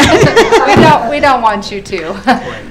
Any further questions for, I think if we need to have another discussion, another Yeah. workshop at a later date, maybe then we could have the answers for the budget and the express end. And by then, we'll have a meeting with Pam, Benita, and myself. Yeah, and I will just address really quickly that to date, Lou has had us very heavily focus on the West End, and if you look at the map that's up there now, you will see most of the dots are on the West End. And so that's where we've been focusing. There's a lot of planning and discussion going into how to go about that. We've worked with Lou quite a bit on the abandoned hotels to just come up with a plan and a path forward, and with city staff throughout the last year and a half. We do have a timeline that we are working towards as well, so we're working as quickly as we can to get as many properties assessed in the time, because we did end up with a little bit of a late start on this one. So we're going as quickly as possible to get all the money spent for the City of Rawlins benefit before the end date, and so that you guys can apply for additional funding prior to the expiration of this grant. I think having another meeting after you get the results of the drilling would be very beneficial, because then we can more specify, have a better idea of what that property can be used for. I agree. Any further discussion? All right. Lou, do you have anything left to add? No, thank you for your time. I know it's past my bedtime. But, I appreciate your time, and Christina and Dave for coming down. Yes. They've been excellent work with it. Thank you so much for coming. Yeah, thank you guys again. We've sure enjoyed working on this project with you, and please, if you have any questions, Lou has my phone number. Please feel free to reach out at any time. Great. Matt, anything to add? Past my bedtime too. All right, we'll go ahead and adjourn this workshop at 8:58. These are making me feel young. I think it's been sitting here too long. I get up and Thank you. Appreciate it. Yeah, it's been fun. So far, got a lot to go.